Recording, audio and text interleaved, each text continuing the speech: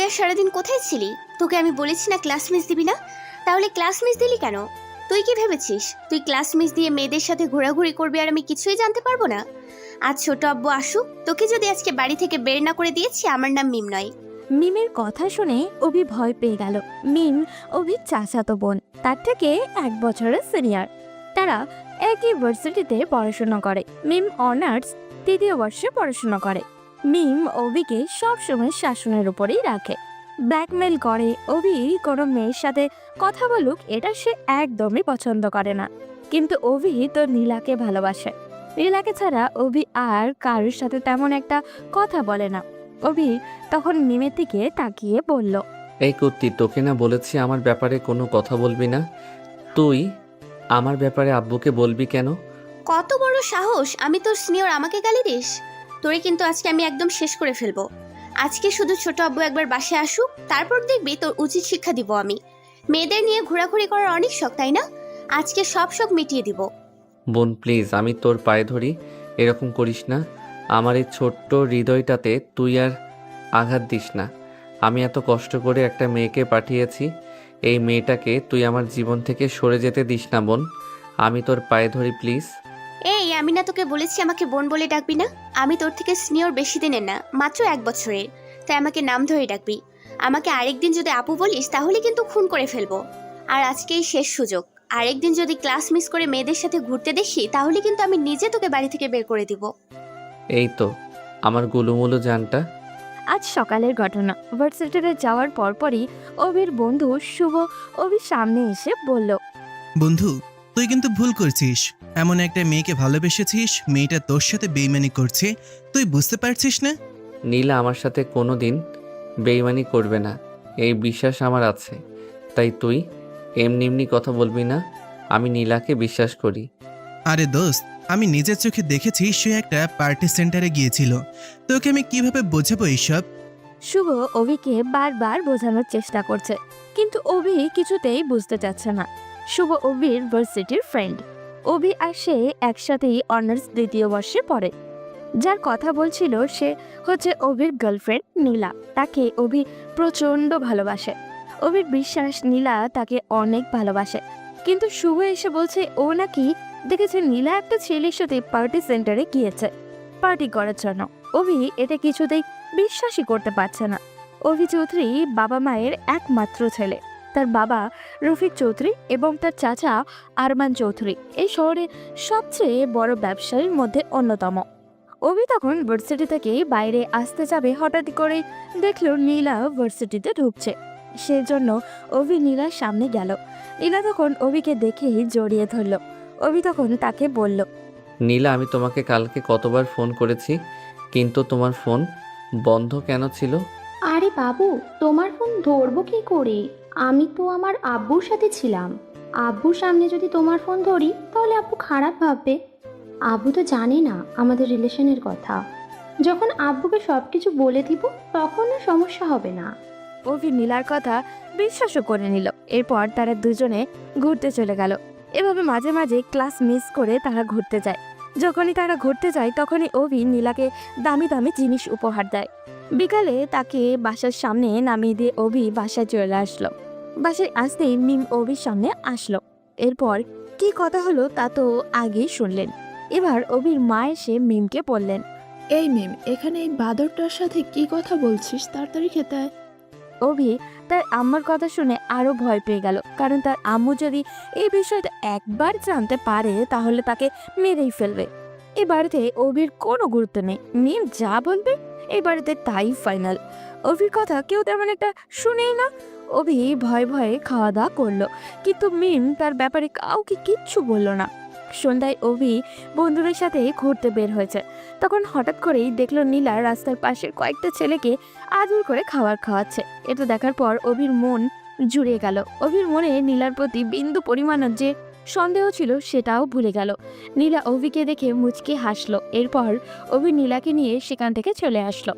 আসার সময় নীলা অভিকে বলল, অভি, আমি জানি তোমার বন্ধু বান্ধব সবাই তোমাকে আমার ব্যাপারে বিভিন্ন বাজে কথা বলে। তারা আমার আর তোমার সম্পর্ক মেনে নিতে পারছে না। তুমি ওদের কথা শুনবে না। আমি তোমাকে সত্যি অনেক ভালোবাসি। তুমি ছাড়া আমার সাথে আর কারো সম্পর্ক নেই। আমাকে আজকে রিমা বলল তোমাকে নাকি শুভ বলেছে আমার সাথে নাকি একটা ছেলে সম্পর্ক আছে। আরে ওর কথা বাদ দাও তো, আমি ওর কথা বিশ্বাস করিনি। তুমি কি ভেবেছো তোমাকে আমি সন্দেহ করি? এসব কথা মাথাতেও আনবে না। আমি তোমাকে সত্যি ভালোবাসি, আর ভালোবাসার মধ্যে সন্দেহ থাকাটা ঠিক নয়। শুভ যেটা বলেছে এটা আমি বিশ্বাস করিনি। এরপর দুজনে কিছুক্ষণ ঘোরাঘুরি করার পর বাসায় চলে গেল। অভি বাসায় আসার পর তার আব্বু ডাকলো তাকে। অভি আর তার আব্বুর সামনে দাঁড়াতেই তার আব্বু বলল, সারাদিন এভাবে বাদরের মতো ঘোরাফেরা না করে যদি পড়তে বসতে তাহলে তো ভালো একটা রেজাল্ট করতে পারতে। জীবনে কিছুই করতে পারলি না। আমার মামনিকে দেখে একটু শেখার চেষ্টা কর।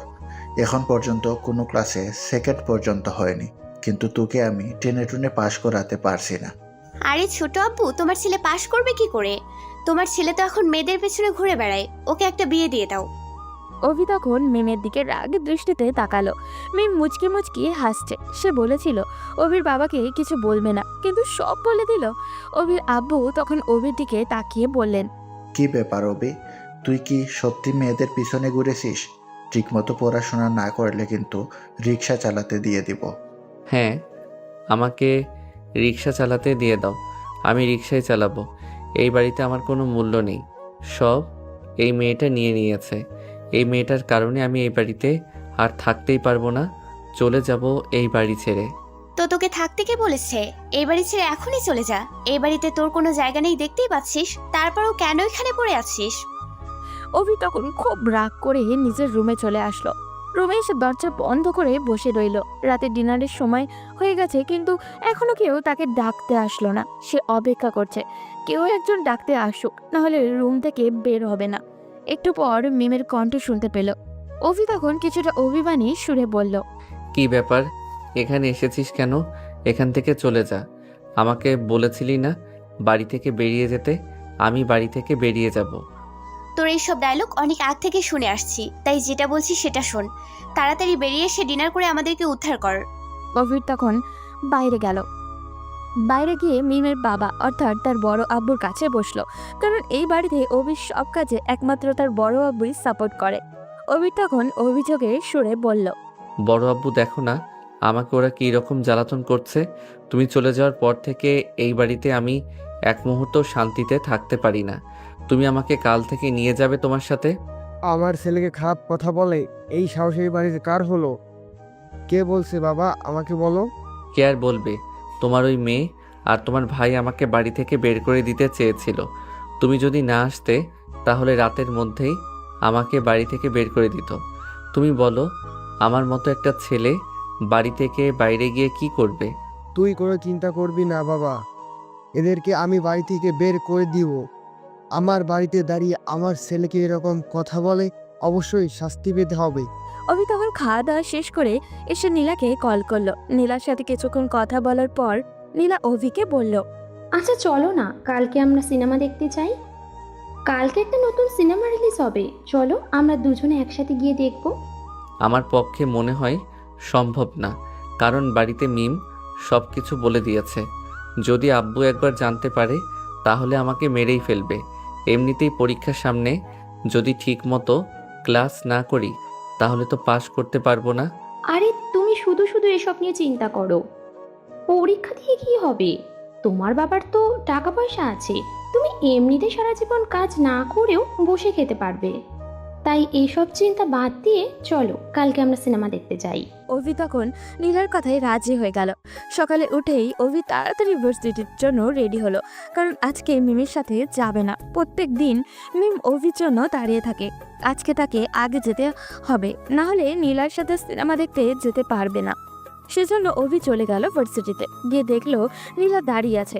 অভি তখন নীলার পাশে গেল। নীলা অভিকে বলল, তুমি এসেছো?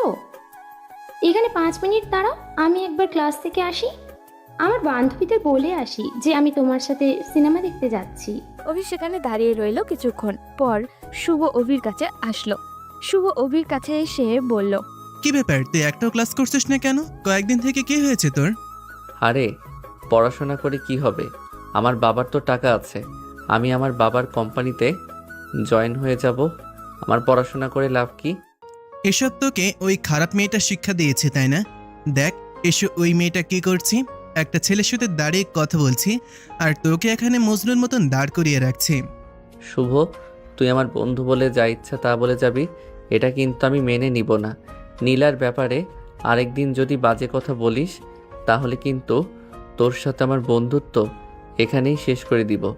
ছোটবেলা থেকে আমার সাথে বড় হলি, আজকে এই পর্যায়ে এসে তুই আমার সাথে বন্ধুত্ব বিচ্ছিন্ন করতে চাইছিস, তাও আবার একটা মেয়ের জন্য? দেখ, তোর এই গার্লফ্রেন্ড একটা ছেলের সাথে দাঁড়িয়ে কথা বলছে ভার্সিটির পেছনে, আমার সাথে আয়। বলে শুভ অভিকে টানতে টানতে নিয়ে গেল ভার্সিটির পেছনে। গিয়ে দেখলো সত্যি নীলা একটা ছেলের সাথে দাঁড়িয়ে কথা বলছে, আর ছেলেটা রিয়াদ। অভি তাকে চিনে, কারণ তাদের ক্লাসেই পড়ে। ছেলেটা একটু গুন্ডা টাইপের, সাথে অভি চিরশত্রু। অভি তখন সেখানে দাঁড়িয়ে তাদের কথা শোনার চেষ্টা করলো, কিন্তু কিছুই শুনতে পাচ্ছিল না। অভি তখন শুভর দিকে তাকিয়ে বলল, ওরা হয়তো অন্য কোনো বিষয় নিয়ে কথা বলছে, কিন্তু তুই আমাকে সন্দেহ করানো শেখাচ্ছিস কেন? এসব একদম ভালো লাগছে না। আমাকে এখান থেকে যেতে হবে, না হলে অন্য কিছু হয়ে যাবে। এরকম পরামর্শ আর কোনোদিন দিব না বন্ধু, তাই আমি যেটা বলছি সেটা শোন। ওর সাথে সকল সম্পর্ক শেষ কর, না হলে কিন্তু জীবনে অনেক পস্তাতে হবে। কিন্তু এই দিনগুলো আর ফিরে পাবি না, আমিও হারিয়ে যাব সেই দিন। অভি কিছু না বলে তখন শুভর সামনে থেকে চলে আসলো। তার মনের মধ্যে একটা চিন্তা আসলো, সত্যি যদি নীলা কোনোদিন তার সাথে বেইমানি করে, তাহলে সে তার বন্ধুদের যেভাবে ইগনোর করছে, তারা কি তাকে আবারও তাদের মধ্যে আগের মতো করে নিবে? যখন অভি নীলার সাথে রিলেশনে ছিল না, তখন বন্ধুদের সাথে সারা দিন আড্ডা, ঘোরাঘুরি এইসবেই ব্যস্ত থাকতো। সবার সাথে অনেক ভালো সময় কাটাতো তারা, কিন্তু নীলার সাথে রিলেশনে গিয়ে কিছুই করতে পারছে না সে। বন্ধু বান্ধবের সাথে আড্ডা তো প্রায় ভুলেই গেছে। কিছুক্ষণ পর নীলা আসলো অভির কাছে। নীলা আসার পর অভি নীলার দিকে তাকিয়ে বলল, তুমি বলেছিলে তোমার বান্ধবীদের সাথে কথা বলতে যাচ্ছ, কিন্তু আমি দেখলাম তুমি ভার্সিটির পেছনে দাঁড়িয়ে রিয়াদের সাথে কথা বলছো।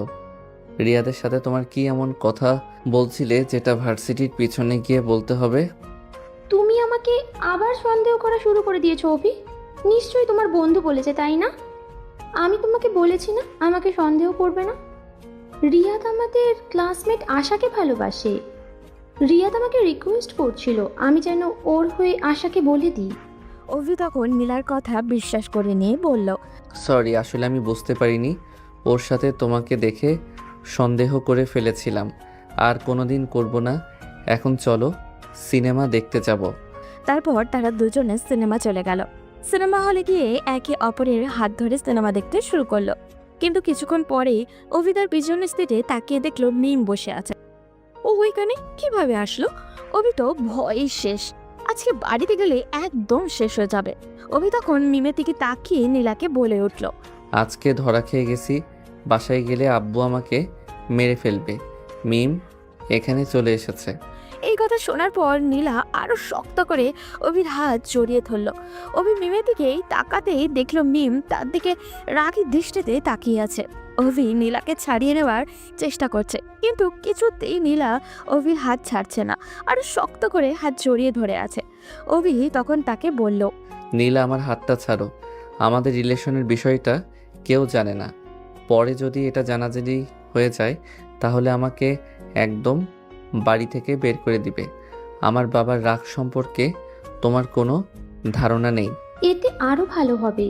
মিম আপু যদি তোমার বাবার কাছে গিয়ে বলে দেয়, তাহলে তোমার বাবা এই বিষয়টা জানতে পেরে যাবে যে তুমি আমাকে ভালোবাসো। এরপর হয়তো আমাদের বিয়ে দিয়ে দেবে। সো চিল বেবি। অভির ভয় কেমন জানি হতে শুরু করলো। সিনেমাটা অনেক উপভোগ করার মতো ছিল, কিন্তু প্রত্যেকটা মুহূর্তই অভির মনের মধ্যে একটা ভয় কাজ করছিল। সিনেমা দেখে অভি আর নীলা বাইরে বের হলো। এরপর নীলাকে তার বাসায় নামিয়ে দিয়ে অভি বাসায় ফিরে আসলো। বাসায় এসে রুমে যাবে এমন সময় অভির আপু দ্রুত অভির দিকে এগিয়ে আসলো। অভি ভীষণ ভয় পেয়ে গেল। অভির বাবা তার গালে ঠাস করে একটা থাপ্পড় দিল। এরপর অভির কলার চেপে ধরে বলে উঠল, শেষবারের মতো সুযোগ দিলাম, এবার যদি কোনো উল্টাপাল্টা করো তাহলে কিন্তু এই বাড়ি থেকে বের হয়ে যেতে হবে। এই বাড়িতে আর কোনো জায়গা দিব না তোমাকে। আশা করি বুঝতে পারছো আমি কিসের কথা বলছি। বলেই অভির আব্বু তার সামনে থেকে চলে গেল। অভি তখন তার রুমে গিয়ে চুপচাপ বসে রইল।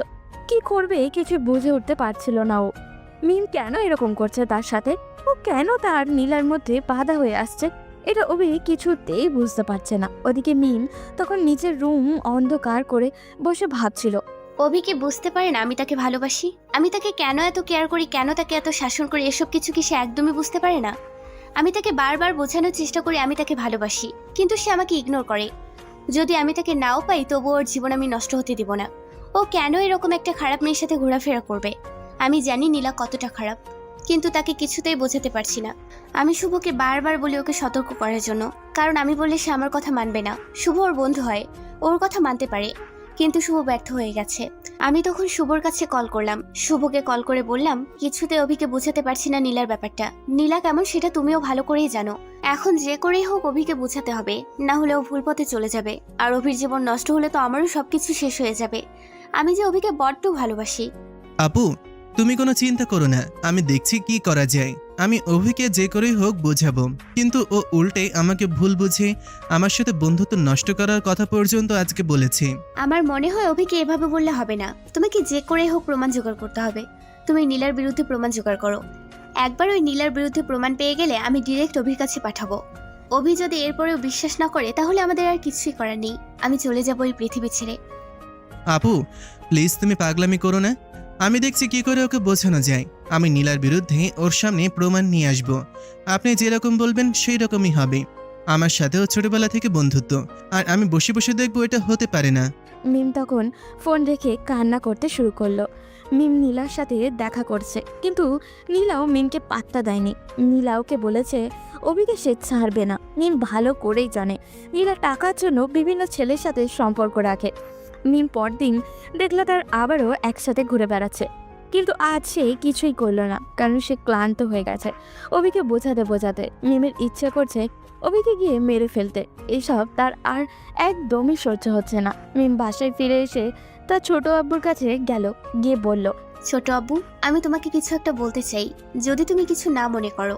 কি বলছিস মামনি? তুই আমাকে একটা কথা বলবি, তার জন্য আমার পারমিশন নিতে হয় নাকি? বল, কি বলবি? মিম তখন তার ছোট আব্বুকে জড়িয়ে ধরে কান্না করে দিয়ে বলল, ছোট আব্বু, আমি অভিকে অনেক বেশি ভালোবাসি, কিন্তু ওকে কিছুতেই বোঝাতে পারছি না ও একটা খারাপ মেয়ের সাথে সম্পর্ক করছে। মেয়েটা সবার সাথে টাইম পাস করছে, ও অভিকে শেষ করে দিবে। তোমরা অভিকে আমার কাছে এনে দাও, না হলে আমি মরে যাব। আমি অভিকে ছাড়া বাঁচবো না ছোট আব্বু। অভির বাবা তখন মিমের দিকে কিছুক্ষণ তাকিয়ে থাকলেন। মিম তাকে জড়িয়ে ধরে কান্নাই করে যাচ্ছে। তিনি তখন মিমের মাথায় হাত বুলিয়ে দিয়ে বললেন, এটা আবার বলতে হয় নাকি? আমরাই সিদ্ধান্ত নিয়েছিলাম অবির সাথে তোর বিয়ে দিব। তুই কোনো চিন্তা করবি না মামনি, আমি অবির সাথেই তোর বিয়ে দিব। অবি ওই বাজে মেয়েটার সাথে ঘোরাফেরা করবে, এটা আমি কোনোদিন মেনে নিব না। আমি ভাইয়ার সাথে কথা বলবো, এই মাসের ভিতরেই বিয়ের ব্যবস্থা করতে হবে। আমার একমাত্র ছেলে যদি কোনো খারাপ পথে চলে যায় তাহলে সেটা নিতে পারবো না। কিন্তু ছোট আব্বু, আমি তো অভিকে কিছুতেই বুঝাতে পারছি না। ওকে যতবারই নীলা খারাপ মেয়েটা বলার চেষ্টা করেছি ততবারই উল্টো আমাকে ভুল বুঝেছে। তুমি বললে তোমাকেও ভুল বুঝবে। তুই কোনো চিন্তা করবি না মামনি, আস্তে আস্তে সব ঠিক হয়ে যাবে। অবিকে তুই বুঝবি, তুই ছাড়া ওকে আর কেউ শান্ত করতে পারবে না। আমরা যতই চেষ্টা করি না কেন অবি তোকেই সবচেয়ে বেশি মানে। মিম তখন চলে গেল অভির বন্ধু শুভর সাথে দেখা করতে। শুভর সাথে দেখা করে সবকিছু শুভকে বুঝিয়ে বলল সে। এরপর শুভ নীলার পেছনে নজর রাখতে শুরু করলো। খুঁজতে খুঁজতে এক পর্যায়ে সে দেখতে পেল নীলা এবং রিয়া চলে যাচ্ছে সিনেমা হলে সিনেমা দেখতে। শুভ ওদের পিছনেই গেল এবং সিনেমা হলে গিয়ে তাদের একটা ফটো তুললো। এরপর সেটা মিমের কাছে পাঠালো। মিম তখন একটা আননোন নাম্বার থেকে অভির ফোনে মেসেজ করলো ছবিটা দিয়ে। অভি তখন নিজের রুমেই বসেছিল, এর মধ্যেই তার ফোনে একটা মেসেজ আসলো। মেসেজটা ওপেন করতেই তো তার মাথা নষ্ট হয়ে গেল। নীলার সাথে রিয়াদ বসে আছে সিনেমা হলে, সাথে একটা মেসেজ। শুভ তখন মেসেজটা পড়ল। মেসেজটিতে লেখা, অভি, অনেক বেশি বিশ্বাস করো তোমার ভালোবাসার মানুষকে, তাই না? তাই তোমার ভালোবাসার মানুষ যে তোমার সাথে টাইম পাস করছে সেটা কি তুমি বুঝতে পারছো না? মেয়েটা অন্য ছেলেদের সাথেও এই রকমই সম্পর্ক রাখছে। ও তোমাদের শুধু হাতের পুতুল বানিয়ে নাচাচ্ছে। আগে থেকে সাবধান হয়ে যাও, নইলে নিজের জীবন ধ্বংস করো না। অভির মেসেজটা পড়ে কি করবে কিছু বুঝে উঠতে পারছিল না। তাড়াতাড়ি নীলার কাছে কল করলো, কিন্তু নীলার ফোন বন্ধ। নীলার ফোনে এখন বন্ধ কেন? অভি তখন মাথা নষ্ট হয়ে গেছে। সে এদিক সেদিক তাকাতে শুরু করলো। এরপর এক মুহূর্ত দেরি না করে দৌড়ে চলে গেল নীলার বাসায়। কিন্তু সেখানে গিয়েও নীলাকে পেল না। নীলা তাহলে কি সত্যি সত্যি রিয়াদের সাথে সিনেমা হলে চলে গেছে? অভি তখন সিনেমা হলে গেল। সিনেমা হলে গিয়ে দেখলো অনেক লোক বের হয়ে আসছে, তার মানে সিনেমা শেষ হয়ে গেছে। অভি হতাশ হয়ে বাসায় ফিরে আসলো। বাসায় ফিরে এসে নিজের রুমের দরজা বন্ধ করে চিন্তা করতে শুরু করলো, কি হচ্ছে তার সাথে? সত্যি কি নীলা তাকে ভুল বুঝিয়ে যাচ্ছে? তার আশেপাশের এত মানুষ তাকে বোঝানোর চেষ্টা করছে, কিন্তু সে কারোর কথাই শুনছে না, শুধু নীলার কথাই বিশ্বাস করছে। নীলা যদি সত্যিই তাকে ঠকায় রিয়াদের সাথে, তাহলে নীলার কেন এত ঘনিষ্ঠতা? কিন্তু সে কিভাবে নীলাকে যাচাই করবে? ওদিকে মিম অভির রুমের আশেপাশেই ঘোরাঘুরি করছে। মূলত সে বুঝতে চাইছে এখন অভির পরিস্থিতিটা কেমন। সে অভিকে দৌড়ে বাইরে যেতে দেখে তার মানে ওষুধ কাজ করা শুরু করে দিয়েছে। এখন অভি খোঁজার চেষ্টা করবে সত্যিটা কি। আর যদি একবার অভি সত্যিটা জানতে পারে, তাহলে নীলাকে সে ভুলে যাবে। এটাই মিমের জন্য সবচেয়ে বড় প্রাপ্তি। মিম অভিকে ছোটবেলা থেকে অনেক ভালোবাসে, কিন্তু সে অভির থেকে বড়, সেজন্য সরাসরি কখনো বলেনি। মিম ভেবেছিল তার ছোট আব্বুর সাথে কথা বলে ডিরেক্ট অভিকে বিয়ে করবে, কিন্তু এর আগে অভি একটা মেয়ের সাথে সম্পর্কে চলে যাবে এটা মিম কোনো দিনও ভাবতে পারেনি। মিম রুমের বাইরে দাঁড়িয়ে মুচকে মুচকে হাসছিল। তখনই শুভ মিমের কাছে কল করলো। মিম হাসি মুখে ফোনটা রিসিভ করতেই শুভ বলল, আপু, তুমি যেরকম বলেছিলে আমি সেই রকমই করেছি। এখন বলো, অভির কি অবস্থা? সে কি আমাদের ধারণা মতন কাজ করছে নাকি অন্য কিছু? আমি জানি না শুভ ভিতরে কি করছে, কিন্তু আমি দেখেছি কিছুক্ষণ আগে দৌড়ে কোথাও গিয়েছিল, এরপর মুখ কালো করে ফিরে এসেছে। আসার পর থেকে দরজা বন্ধ করে বসে আছে। মনে হচ্ছে আমাদের ওষুধে কাজ করা শুরু করে দিয়েছে। যদি আমাদের প্ল্যানটা সাকসেসফুল হয়, তাহলে ওকে আমরা আবার ভালো পথে নিয়ে আসতে পারবো। অভিকে আমি হারাতে পারবো না শুভ। দোয়া করো যাতে আমাদের প্ল্যানটা কাজে দেয়। অবশ্যই দোয়া করি আপু, যাতে আমার বন্ধুটা আবার সঠিক রাস্তা চিনতে পারে। ছোটবেলা থেকে একসাথে বড় হয়েছি, তারপর এরকম হয়ে যাবে এটা আমি কোনোদিনও মেনে নিতে পারবো না। ওকে নীলার সাথে কিছুতেই সম্পর্ক কন্টিনিউ করতে দেওয়া যাবে না। আমিও তো এটাই চাই শুভ, যাতে আমাদের ভালোবাসার মানুষটা সত্যিকারের ভালোবাসাটা বুঝতে পারে। ওই নীলা এমনভাবে অভির মাথাটা বিগড়ে দিয়েছে, ও এখন ভালো মন্দ কিছুই বিচার করতে পারছে না। ওদিকে অভি নীলার কাছে কল করছে, কিন্তু নীলা ফোন ধরছে না। অভি তখন বুদ্ধি করে শুভকে না জানিয়ে তার কিছু বন্ধু বান্ধবকে লাগিয়ে দিল, কিন্তু তারা কিছুই জোগাড় করতে পারছে না। সেজন্য অভি একটা প্ল্যান করলো। অভি অনেক দিন থেকে ভাবছিল তার বন্ধু আরিফের সাথে দেখা করবে, লন্ডনে যাবে, সাথে ঘোরাঘুরি হয়ে গেল। আগেও একবার বাবার সাথে লন্ডনে ঘুরতে গিয়েছিল অভি। তার বাবা ব্যবসার কাছে বাইরে গেলে মাঝে মাঝেই তাকে আর মিমকে নিয়ে যায়। অভি তখন আরিফকে কল করে বলল, বন্ধু, আমাকে তুই একটা হেল্প করতে হবে। আমি তোর কাছে আসার নাটক করে অন্য একটা জায়গায় যেতে চাই, কিন্তু বাবা মা বা অন্য কেউ জিজ্ঞেস করলে বলবি আমি তোর কাছেই আছি। আচ্ছা, বুঝতে পারছি। কি হয়েছে আমাকে সেটা খুলে বল। কি সমস্যা পড়েছিস বল আমাকে। বন্ধু, আমি কিছুই বুঝতে পারছি না। আমি নীলার সাথে রিলেশনে আছি। এখন সবাই আমাকে নীলার নামে বিভিন্ন বাজে কথা বলছে। প্রথমে এসব ইগনোর করলেও এরপর বিভিন্ন প্রমাণ আমার কাছে আসতে শুরু করে। আজকে নীলার একটা ফটো এসেছে, রিয়াদের সাথে সে সিনেমা হলে গিয়েছিল। এসব আমি কিভাবে মেনে নিব? সেই জন্য আমি নীলাকে একটু পরীক্ষা করতে চাই। তুই আমাকে একটু সাহায্য কর বন্ধু। এরপর অভি আরিফকে তার সব প্ল্যান বলল। আরিফ এটা শোনার পর অভিকে বলল, তাহলে তুই আঙ্কেল আন্টির সাথে কথা বলে ব্যবস্থা করে নে, কিন্তু যা করবি খুব ভেবেচিন্তে করবি, কারণ আমি তোকে সবসময় সুখী দেখতে চাই বন্ধু। তুই আমাদের ফ্রেন্ড সার্কেলের সবার মন ভালো রাখার চিন্তা করিস, সেখানে তোর মন খারাপ থাকবে, এটা আমরা কোনোদিন মেনে নিতে পারবো না। অভি তখন ফোন রেখে চলে গেল তার আব্বু আম্মুর সাথে কথা বলতে, কিন্তু তার আব্বু আম্মু কিছুতেই রাজি হচ্ছিল না। অভি তখন তার বড় আব্বুর কাছে গিয়ে বলল, বড় আব্বু, আমার তো পরীক্ষার এখনো অনেক সময় বাকি। আমার বন্ধু আরিফের জন্মদিন, তার সাথে দেখা করাও হবে। আর কয়েকটা দিন ঘোরাঘুরি করেই ফিরে আসব। আমি কথা দিচ্ছি, ওখানে বই খাতা সব কিছু নিয়ে যাব। তুমি একটু কথা বলে আব্বুকে ম্যানেজ করো না। তোমরা তো পরীক্ষা পরে যদি কোনো ঝামেলা হয় তাহলে কিন্তু তুমি ফেঁসে যাবে। তুমি যেরকম বলছো সেরকম যদি করো তাহলে আমি তোমার বাবার সাথে কথা বলবো। বড় আব্বু, আমি কি তোমাকে কোনো দিন মিথ্যা কথা বলেছি? আমি সবার সাথে ফাইজলামো করলেও তোমার সাথে কোনো দিন ফাইজলামি করিনি। আমি কথা দিচ্ছি, আমি ওখানে গিয়ে পড়াশোনা করব, কোনো দুষ্টামি করব না। তুমি শুধু আব্বুকে বলে ম্যানেজ করে দাও না প্লিজ। অভির বড় আব্বু তখন অভিকে নিয়ে নিচে আসলো। পরিবারের সবাই অবাক হয়ে দাঁড়িয়ে আছে। হঠাৎ করে এই ভূত অভির মাথায় কিভাবে চাপলো, এটা সবাই জানতে চায়। তখন অভির বড় আব্বু বলে উঠল, আমি যেটা বলছি সেটা শোনো। ছেলেটা যখন যেতে চাইছে তার বন্ধুর বার্থডেতে, তাহলে তাকে আটকানোর কোনো কারণ নেই। এই বয়সে এরকম সবাই একটু ঘোরাঘুরি করে। ও ওখানে গিয়ে পড়াশোনা করবে, আর আমি ওকে বই খাতা সব কিছুই নিয়ে যাওয়ার পরামর্শ দিছি। রাফিন, তুই ওকে টাকা দে, আমি সব কিছুর ব্যবস্থা করছি।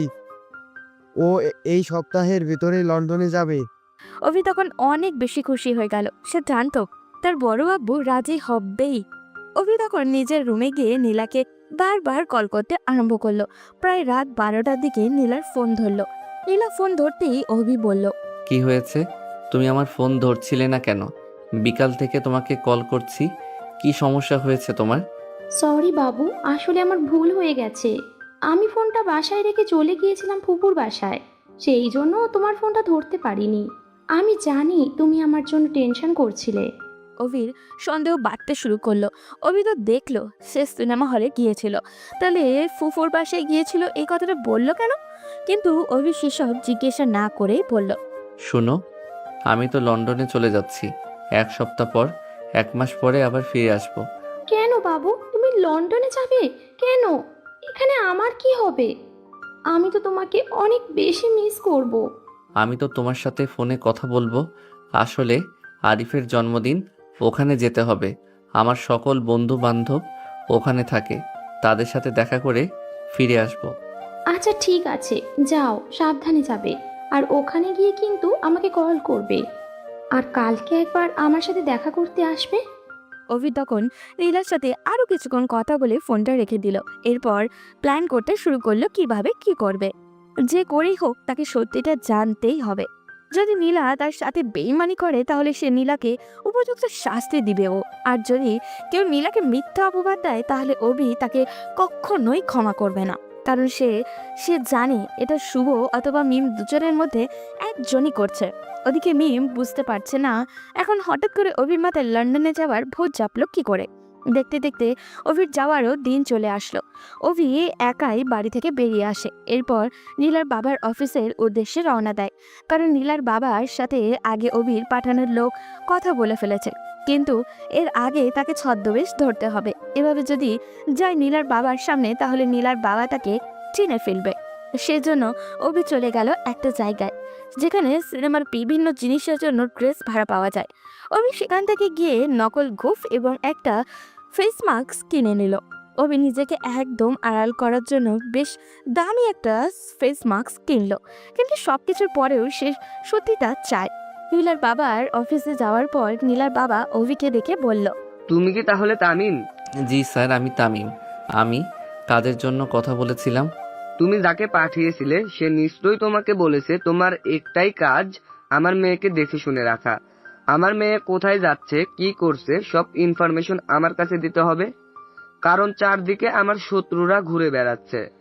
আমার কোনো শত্রু যদি আমার মেয়ের কোনো ক্ষতি করে দেয় তাহলে কিন্তু আমি তোমাকে ছেড়ে দিব না। ওকে স্যার, আপনি কোনো চিন্তা করবেন না, আমি এদিকটা খেয়াল রাখবো। আপনার মেয়ের কোনো ক্ষতি হলে সব দায়ভার আমার ঘাড়ে এসে পড়বে। আমি দায়িত্ব নিলাম আপনার মেয়ের। তাহলে চলো আমার বাসায়, আমার মেয়ের সাথে তোমার পরিচয় করিয়ে দিব। অভি তখন নীলার বাবার সাথে তার বাসায় চলে গেল। বাসায় পৌঁছাতে দেখল নীলা একটা শর্ট জিন্স পরে বসে আছে। এটা অভির একদমই পছন্দ নয়। অভি নীলার সাথে রিলেশনে যাওয়ার সময়ই বলেছিল যে শর্টকাট পোশাক পরা একদমই পছন্দ করে না ও। নীলাও ওকে বলতো এসব ও একদমই পছন্দ করে না। কিন্তু এই বাসায় আসতেই অভি প্রথম ধাক্কাটা খেলো। ভিতরে যাওয়ার পর নীলা অভিকে দেখে তার বাবার সামনে এসে বলল, বাবা, তুমি পাগলটাকে কোথা থেকে নিয়ে এসেছো? অভি তৎক্ষণাৎ দ্বিতীয় ধাক্কাটা খেলো। নীলা বলতো মানুষকে অনেক বেশি ভালোবাসা দরকার, কারণ সব মানুষই রক্ত মাংসে মানুষ। মানুষের পোশাক আশাক দেখে কোনোদিন বিচার করা উচিত নয়। অভি নিজেও তো দেখেছিল নীলা রাস্তার পাশে বাচ্চাদের সাথে কত ভালো ব্যবহার করে, কিন্তু এই সব কি? তখন নীলার বাবা বলল, আমি এই ছেলেটাকে নিয়ে এসেছি তোমার বডিগার্ড বানানোর জন্য। আমার আশেপাশে সবসময় শত্রুরা ঘুরে বেড়ায়, যদি তোমার কোনো ক্ষতি করে দেয়। তুমি আমার একমাত্র মেয়ে।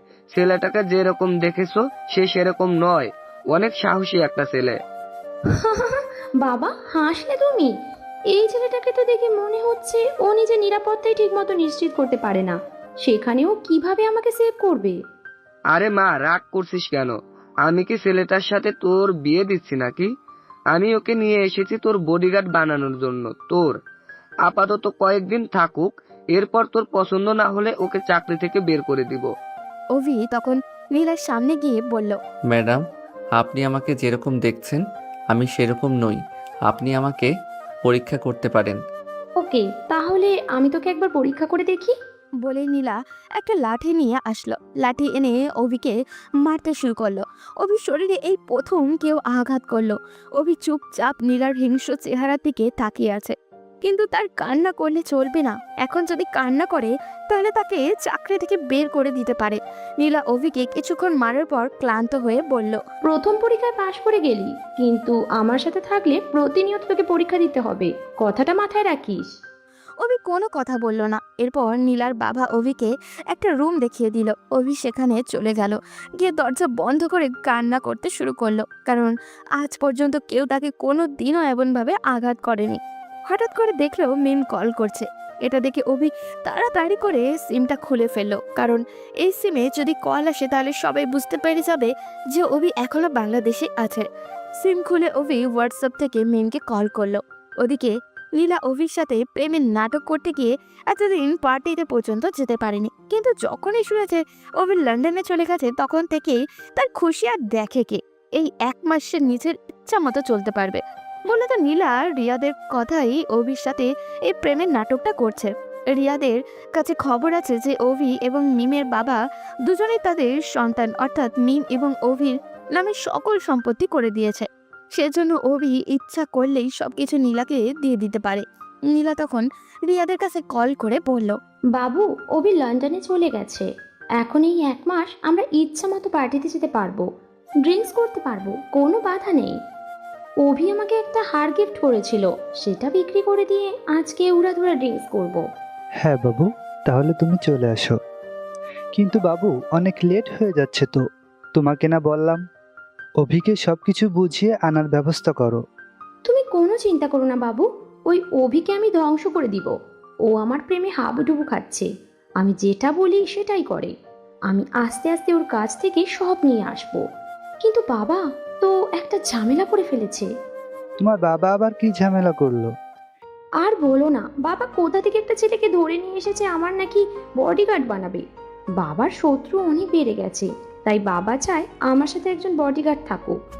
এখন এই ছেলেটা সবসময় আমার সাথে থাকবে। এটা তো আরো ভালো হলো, তোমার কেউ কোনো ক্ষতি করতে পারবে না। খুব ভালো করেছে। আমার শ্বশুরমশাই আমাকে আসার সময় ছেলেটাকেও সাথে করে নিয়ে আসবে। ওকে বাইরে রেখে আমরা ভিতরে পার্টি করব। এরপর রিয়াদ ফোনটা রেখে দিল। রিয়াদের পাশে বসে থাকা তার বন্ধু রাজীব তখন রিয়াদের দিকে তাকিয়ে পড়ল, দোস্ত, তোর মাথায় এত বুদ্ধি কোথা থেকে আসে? একসাথে 2টা মেয়েকে চালাচ্ছিস। এই মেয়েকে এমন একজনের পিছনে লাগিয়ে দিয়েছিস যার বাবা এই শহরের সবচেয়ে বড় ব্যবসায়ী। তাদের সকল সম্পত্তি যদি আমরা নিয়ে আনতে পারি তাহলে তো আমরা আকাশে উড়বো বন্ধু। আরে দোস্ত, তুই আমাকে চিনতে পারিসনি। আমি এরকম 1000টা মেয়েকে আমার পেছনে ঘোরাতে পারি। নীলাকেও এভাবে বুঝিয়েছি। এখন নীলা আমার কথা ছাড়া কোনো এক চুলও নড়চড় করবে না। যদি নীলা কাজটা করতে নাও পারে তবুও আমার কিচ্ছু হবে না। তখন আমি নীলার থেকে ওর বাবার সকল সম্পত্তি নিয়ে আসব। বলেই তারা হাসতে শুরু করে। আসলে আপনারা হয়তো বুঝতে পারছেন না পুরোটা, তাহলে বুঝিয়ে বলি। সেদিন ছিল রবিবার, কলেজে একটা অনুষ্ঠান ছিল। অভি সকাল সকালই চলে আসে, কারণ সে তখন সবেমাত্র অনার্স প্রথম বর্ষ থেকে 2য় বর্ষে উঠেছে। সে ছোটবেলা থেকেই দুষ্ট হলেও কোনোদিন মেয়েদের অসম্মান করেনি। যখন সে ভার্সিটিতে পৌঁছায় তখন সে দেখে নতুন একটা ছেলে তার ভার্সিটিতে এসেছে। ছেলেটার সাথে বসে আছে আরও কিছু ছেলে। তারা সবাই মিলে একটা মেয়েকে ডিস্টার্ব করছিল। যেহেতু অনুষ্ঠান, তাই স্যার ম্যাডাম সবাই অনেক ব্যস্ত। তখন অভি এগিয়ে গিয়ে ছেলেটাকে বলে, আরে ভাই, তুমি নতুন এসে এরকম ঝামেলা করছো কেন? দেখতে পাচ্ছ মেয়েটা ভয় পেয়ে গেছে, ওর পিছনে কেন লেগে আছো? ওকে ছেড়ে দাও। এই ছেলে, তুই কি আমাকে চিনিস? আমি রিয়াদ। এই এলাকা আমার কথাই শেষ কথা। তুই আমাকে এসে ধাক্কা দিচ্ছিস? আমি এখানে পড়তে আসিনি, এসেছি শুধু এরকম মামনিদেরকে দেখার জন্য। তাহলে তো পতিতালয়ে যেতে পারতেন। এখানে আসেন কেন? এটা একটা শিক্ষাঙ্গন, এখানে শিক্ষা দেওয়া হয়, এরকম পতিতাবৃত্তি করা হয় না। কথাটা বলার পর রিয়াদ এসে অভির কলার চেপে ধরে। অভি এটা সহ্য করতে পারে না। সে তার বন্ধুদেরকে ডেকে নিয়ে আসে এবং সবাই মিলে রিয়াদকে মারতে শুরু করে। তখন রিয়াদ সবার সামনে অভির কাছে ক্ষমা চায়। এরপর থেকে রিয়াদ অনেক চেষ্টা করেছে অভিকে মারার, কিন্তু কিছুতেই মারতে পারেনি। কারণ অভির বাবা এই এলাকার একজন স্বনামধন্য ব্যবসায়ী। তার ছেলেকে মারা এতটা সহজ নয়। রিয়াদ অনেক দিন থেকেই এই এলাকায় মাদক ব্যবসা করে আসছে। ভার্সিটিতে এবং কলেজ পড়ুয়া ছেলেদেরকে মাদক সাপ্লাই দেয় এবং এরপর বড়লোক মেয়েদের সাথে সে সম্পর্ক করে। এরপর তাদেরকে ফাঁসিয়ে তাদের বিভিন্ন পার্সোনাল ছবি নিয়ে পরে ব্ল্যাকমেল করে। এইভাবেই একদিন তার নীলার সাথে পরিচয় হয় এবং নীলাকে সে ইমপ্রেস করে ফেলে। নীলা যখন তার প্রেমে হাবুডুবু খেতে শুরু করে, তখন সে নীলাকে অভির পেছনে লাগিয়ে দেয়। তার প্ল্যান ছিল নীলা অভিকে ফাঁসিয়ে অভির সব সম্পত্তি কেড়ে নিয়ে আসবে। এরপর সে নীলাকে বিয়ে করে সব নিজের করে নেবে। এতে করে একদিকে যেমন সে কোটি কোটি টাকা পেয়ে যাবে, অন্যদিকে তার প্রতিশোধটাও নেওয়া হয়ে যাবে। নীলা বুঝতেও পারে না কেন সে অভির সাথে এই রকম করছে, কারণ সে জানে অভি রিয়াদের সাথে ধোঁকাবাজি করছে, সেজন্য রিয়াদ প্রতিশোধ নিচ্ছে। ওদিকে অভি তখন রুমের মধ্যেই বসে আছে, হাতে পায়ে প্রচণ্ড ব্যথা অনুভব করছে, কিন্তু তাকে যে করেই হোক কাজ চালিয়ে যেতেই হবে। সন্ধ্যা হতেই দেখলো নীলা বাসা থেকে বের হচ্ছে, শর্টকাট একটা ড্রেস পরে। হয়তো অভি নেই, সেজন্য ভালোভাবেই সুযোগ নিচ্ছে তার। সে যখন বের হতে যাবে তখনই অভি দৌড়ে তার সামনে গেল। অভিকে দেখে নীলা বলে উঠল, এই ছেলে, এভাবে হুটহাট আমার সামনে চলে আসবি না। সব সময় আমার থেকে দূরে দূরে থাকবি। আমার বডিগার্ড হয়েছিস বলে যে আমার মাথা কিনে নিয়েছিস এমনটা তো নয়। এখন আয় আমার সাথে, আমি পার্টিতে যাব। অভির মনের ভিতরে একের পর এক আঘাত লাগছিল, কিন্তু চুপচাপ নীলার সাথে যেতে শুরু করলো। নীলা ক্লাবে চলে গেল। ক্লাবে যাওয়ার পর রিয়াদ অভির দিকে তাকিয়ে বলল, তুই কি আমার গার্লফ্রেন্ডের বডিগার্ড? যা করবি খুব সাবধানে করবি। আমার গার্লফ্রেন্ডের যেন কোনো ক্ষতি না হয় সেটা খেয়াল রাখবি। কথাটা শোনার পর পুরো পৃথিবীটা মনে হচ্ছিল অভির মাথায় এসে পড়েছে। তার মানে এতদিন থেকে অভি যা শুনে আসছিল সবগুলো সত্যি। অভি কি করবে বুঝে উঠতে পারছিল না। রিয়াদ নীলাকে জড়িয়ে ধরে ক্লাবের ভিতরে ঢুকে গেল। অভি তখন দূরে দাঁড়িয়ে তাদের ডান্স করা দেখছিল, আর সহ্য হচ্ছিল না ওর। সে সেখানে দাঁড়িয়ে কান্না করতে শুরু করলো। অভি অপেক্ষা করতে শুরু করলো নীলার জন্য। একটু পর দেখলো রিয়াদ নীলাকে নিয়ে একটা রুমের দিকে যাচ্ছে। অভি তখন তাদের পিছন পিছন যেতে শুরু করলো। রিয়াদ নীলাকে নিয়ে রুমের মধ্যে ভিতরে চলে গেল এবং তারা দরজা বন্ধ না করেই রিয়াদ নীলার সাথে জোরাজুরি করা শুরু করলো। অভির মনে হচ্ছিল এই সময়টা তার জীবনের সবচেয়ে কঠিন সময়, কিন্তু তাকে আরও অবাক করে দিয়ে একটু পর সেখানে আরও একটা ছেলে ঢুকলো এবং সেটা রাজীব। অভি শোনার চেষ্টা করলো তারা কি কথা বলছে।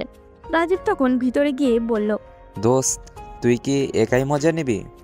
আমাকেও একটু সুযোগ করে দে। আর ঠিক মতো ভিডিও করেছিস তো? তখন রিয়াদ শয়তানি একটা হাসি দিয়ে বলল, তুই কোনো চিন্তা করবি না দোস্ত। আমি ওর এমনভাবে ভিডিও করেছি যেটা ভাইরাল হলে ওর আর সম্মান নিয়ে কোনো দিন রাস্তায় বের হতে পারবে না। তবে করার আগে আপাতত আমার একটাই লক্ষ্য, অভি লন্ডন থেকে ফিরে আসার পর ওর সকল সম্পত্তি নীলাকে দিয়ে হাতিয়ে নেওয়া। তুই যে প্ল্যান করেছিস এই প্ল্যানে কাজ করলেই নিশ্চয়ই আমরা অভির সব সম্পত্তি পেয়ে যাব। তবে এখন আমাকে একটু এনজয় করতে দে এ মেয়ের সাথে। ওদিকে অভি তখন তাদের এইসব জঘন্য কথাবার্তা দাঁড়িয়ে দাঁড়িয়ে শুনছিল। তার কাছে বিষের মতো মনে হচ্ছিল এইসব, তাই সেখান থেকে চলে আসলো ও। একটু পর নীলা গাড়ির কাছে আসলো টলতে টলতে। অভি তাকে কিছু বলতে যাবে এর আগে নীলা অভির দিকে তাকিয়ে বলে, এই ছোট লোকের বাচ্চা, এখনো এখানে দাঁড়িয়ে কি দেখছিস? আমি কি এখানে দাঁড়িয়ে থাকবো নাকি তাড়াতাড়ি গাড়ি স্টার্ট কর, আমি বাসায় যাব। নীলা ঠিকমতো দাঁড়াতেও পারছিল না। অভি তখন নীলার হাত ধরে গাড়িতে তুলতে যাবে, তখন নীলা অভির হাত সরিয়ে দিয়ে ঠাস করে একটা থাপ্পড় মেরে বলল, ছোট লোকের বাচ্চা, তোর কত বড় সাহস, তুই আমার হাত ধরেছিস? আমার শরীরে স্পর্শ করার সাহস তোর কিভাবে হলো? নীলা আবারও কিছু বলতে যাবে এর আগেই উল্টে পড়ে গেল। অভি তখন তাকে ধরে গাড়িতে ওঠালো, এরপর বাসায় নিয়ে গেল। নীলাকে রুমে দিয়ে বাইরে আসতেই অভির মাথায় রাগ চেপে বসলো। সেজন্য সে রিয়াদ আর রাজীবকে মারার জন্য তাদের আড্ডাখানায় একটা ছুরি আর একটা লাঠি নিয়ে চলে গেল। ওখানে যেতেই দেখলো তারা সবাই মদ খাচ্ছে। অভি সেখানে যেতেই রাজীব বলল, এই তুই কে? এখানে এসেছিস কেন? জানিস না এখানে আসলে মরতে হয়? মরার ইচ্ছা থাকলে তো ব্রিজ থেকে লাফ দিয়ে মরে যেতে পারতি। এখানে কেন এসেছিস? আমাকে মারবি তাই না? বলেই অভি হাতে করে আনে লাঠি দিয়ে এলো পাথারি মারতে শুরু করলো। রিয়াদ তখন অভির দিকে তাকিয়ে বলল, তুই কে আর আমাদের এভাবে মারছিস কেন? অভি তার কাজ চালিয়ে যাচ্ছে। ওদিকে রিয়াদ তার লোকজনকে ডাক দিল।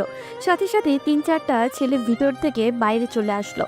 তারা এসে অভিকে মারতে যাবে এর আগেই অভি তাদেরকে মারতে শুরু করলো। তারা সবাই মদ্যপ অবস্থায় মদ খেয়ে প্রায় মাতাল ছিল, সেই জন্য তাদেরকে মারতে অভি বেশ সুবিধাই হলো। অভি তাদেরকে মারতে মারতে মাটিতে শুইয়ে দিল। এরপর রিয়াদ কাছে গিয়ে তার মুখ চেপে ধরে বলল, শহরের বাচ্চারা, তোদের কত বড় সাহস! তোরা মেয়েদেরকে ফাঁসিয়ে তাদের গোপন ছবি তুলে সেগুলো ভাইরাল করে দেওয়ার নামে ব্ল্যাকমেইল করিস। আজকে তাদের সব শখ মিটিয়ে দিব। কে তুই? আমাদের ব্যাপারে এত ইনফরমেশন পেলি কিভাবে? আজকে তোকে এখান থেকে যেতে দিব না। আমাদের ব্যাপারে কেউ জেনে গেলে আমরা তাকে বাঁচিয়ে রাখি না। আমাকে মারার আগে নিজের কথা একবার চিন্তা কর। বলেই অভি আবার রিয়াদকে মারতে শুরু করলো। মারতে মারতে ক্লান্ত হয়ে বলল, কোথায় লুকিয়ে রেখেছিস নীলার ছবি আর ভিডিও আমার কাছে দিয়ে দে, না হলে কিন্তু মেরে ফেলবো। আমাকে চিনতে পারিসনি, আমি হচ্ছি অভি চৌধুরী। এই কথা শোনার পর তারা দুজন অভির দিকে এমনভাবে তাকালো মনে হচ্ছিল তার সামনে ভূত দাঁড়িয়ে থাকতে দেখছে। রিয়াদ তখন অভির দিকে তাকিয়ে বলল, তুই কি ভেবেছিস আমাদেরকে মারলেই সব কিছু সমাধান হয়ে যাবে? আমরা ছবিগুলো এমনভাবে লুকিয়ে রেখেছি যে তুই কোনোদিনও পাবি না। আর এই ছবিগুলো আমার লোকজন ভাইরাল করে দিবে। এরপর যা হবে তা তো বুঝতেই পারছিস। ওই ছবিগুলো ভাইরাল করে দিলে আমার কিছুই হবে না, কারণ ওই ছবির যারা ভুক্তভোগী তাদের বিরুদ্ধে আমি আরও ভয়ঙ্কর প্রতিশোধ নেব। আমি এখানে তোদেরকে মারার জন্য এসেছি, তাই ফোনটা আমার হাতে দিয়ে দে। আমরা মরে গেলেও দিব না। মরার যদি এত শখ হয়ে থাকে তাহলে মর। বলেই অভি তাদেরকে মারতে শুরু করলো। রাজীব মাথা ফেটে পড়ে আছে। এটা দেখে রিয়াদ ভয় পেয়ে গেল আর এরপর অভির দিকে তাকিয়ে বলল, আমাকে ছেড়ে দে, আমি ছবি ভিডিও সব কিছু দিয়ে দিচ্ছি। এই হচ্ছে আমার ফোন, ফোনের মধ্যে সব কিছু আছে। অভি তখন ফোনটা নিয়ে চেক করলো, এখানে অনেক ছবি আছে। অভি তখন তাদেরকে ছুরি বের করে রিয়াদের গলায় চালিয়ে দিল। রিয়াদ হঠাৎ এমন হবে বুঝতে পারিনি। সে নিজের গলায় হাত দিয়ে বসে পড়ল। অভি তখন রিয়াদের বুকে একটা লাথি দিয়ে মাটিতে শুইয়ে দিয়ে বলল, তোর অনেক শখ ছিল না মেয়েদের ছবি তুলে ব্ল্যাকমেইল করার? আজকে তোর জীবনের ছবি আমি টাঙিয়ে দিলাম। আজকের পর থেকে এই পৃথিবীর আলো বাতাস কিছুই দেখতে পাবি না। বলেই অভি সেখান থেকে চলে গেল নীলার বাসায়। বাসায় পৌঁছাতেই নীলার বাবা অভির কাছে এসে বললেন, তোমাকে রেখেছিলাম আমার মেয়ের সুরক্ষার জন্য, কিন্তু তুমি তো কিছুই করতে পারলে না। আমার মেয়েকে কেউ একজন জোর জবরদস্তি করে সবকিছু কেড়ে নিয়েছে। তুমি কোথায় ছিলে? স্যার, এটা আমার ভুল নয়। আমি ম্যাডামকে অনেকবার আটকানোর চেষ্টা করেছি, কিন্তু উনি আমার কথা শোনেননি, ইচ্ছা করে ওখানে গিয়েছেন। আমি ওনাকে আটকানোর চেষ্টা করলে উনি আমাকে মেরে সেখান থেকে চলে যান। নীলার বাবা তখন অভির কথা শুনে বুঝতে পারলেন সবকিছু। এরপর আস্তে আস্তে বললেন, এই কথাটা তুমি আর আমি ছাড়া যেন পৃথিবীর কেউ না জানতে পারে। এটা জানাজানি হয়ে গেলে আমার মেয়ের সম্মান থাকবে না। ওকে স্যার, আপনি চিন্তা করবেন না, আমি এই কথাটা কারো কাছে বলবো না। ম্যাডাম এখন ঠিক আছেন তো? হ্যাঁ, আমার মেয়ে ঠিক আছে, কিন্তু তোমাকে যেটা বললাম সেটা খুব ভালো করে মনে রাখবে। যদি এই কথাটা আর কারো কাছে বলো তাহলে কিন্তু নিজের জীবনই বিপদে ফেলবে। বলে নীলার বাবা সেখান থেকে চলে গেলেন। অভি তখন রুমে এসে ছবি আর ভিডিওগুলোকে চেক করতে শুরু করলো। আপনাদের ভার্সিটির অনেক মেয়ের ছবি ভিডিও এখানে আছে। অভি তখন তার একটা মেয়ের ভিডিও দেখে তাকে কল করলো।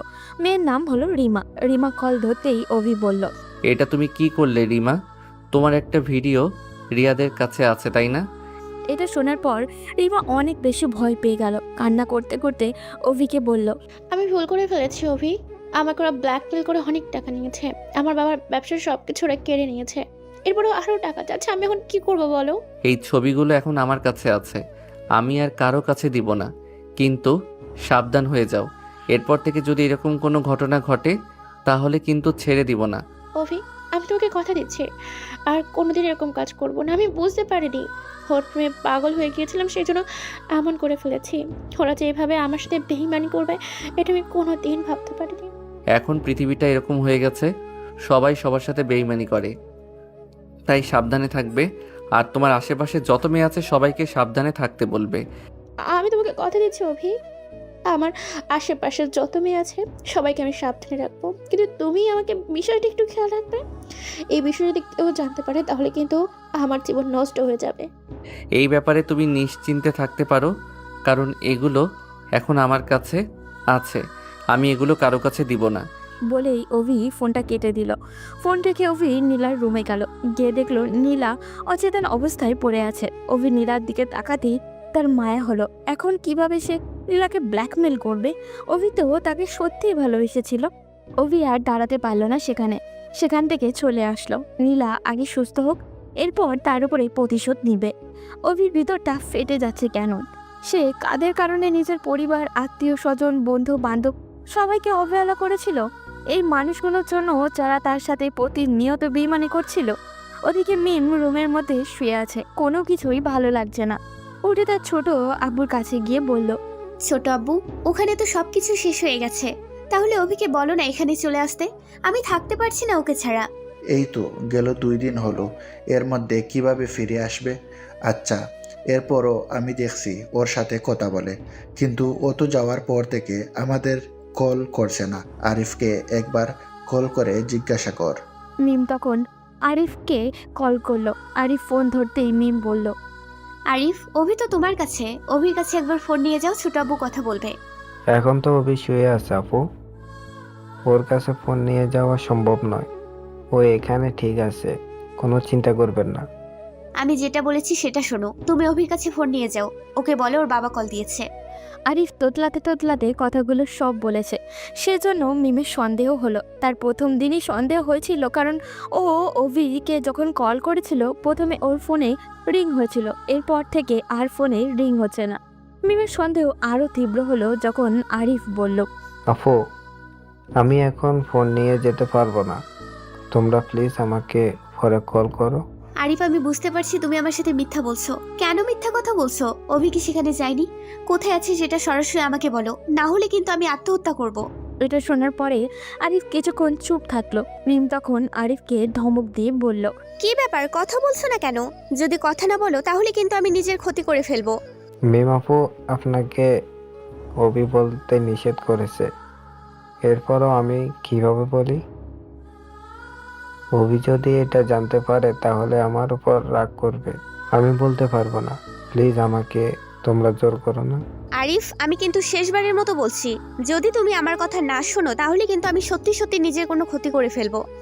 আসলে মিম আপু, অভি নীলার বাসায় গিয়েছে। নীলাকে অভি সন্দেহ করতে শুরু করেছে, সেজন্য পরীক্ষা করতে নীলার বাসায় গিয়েছে। এটা শোনার পর মিম চুপচাপ ফোনটা রেখে দিল। অভি ওর সাথে এভাবে বেইমানি করতে পারে, এটা মিম কোনো দিনও ভাবতে পারেনি। মিম তখন তার ছোট আব্বুর দিকে তাকিয়ে বলল, তোমার ছেলে তোমার সাথে বেইমানি করেছে আব্বু। ও লন্ডনে যাওয়ার নাম করে ওর প্রেমিকার বাসায় গিয়ে বসে আছে। কি বললি? ও এত বড় বেইমানি আমাদের সাথে করেছে? ওকে আমি শেষ করে দেব। এবার বাড়িতে আসুক, এই বাড়িতে আর ওর কোনো জায়গা নেই। ও কেন এমনটা করলো ছোট আব্বু? আমার ভালোবাসা কি এতটাই তুচ্ছ ওর কাছে? অভির বাবা অনেক বেশি রেগে গেছেন।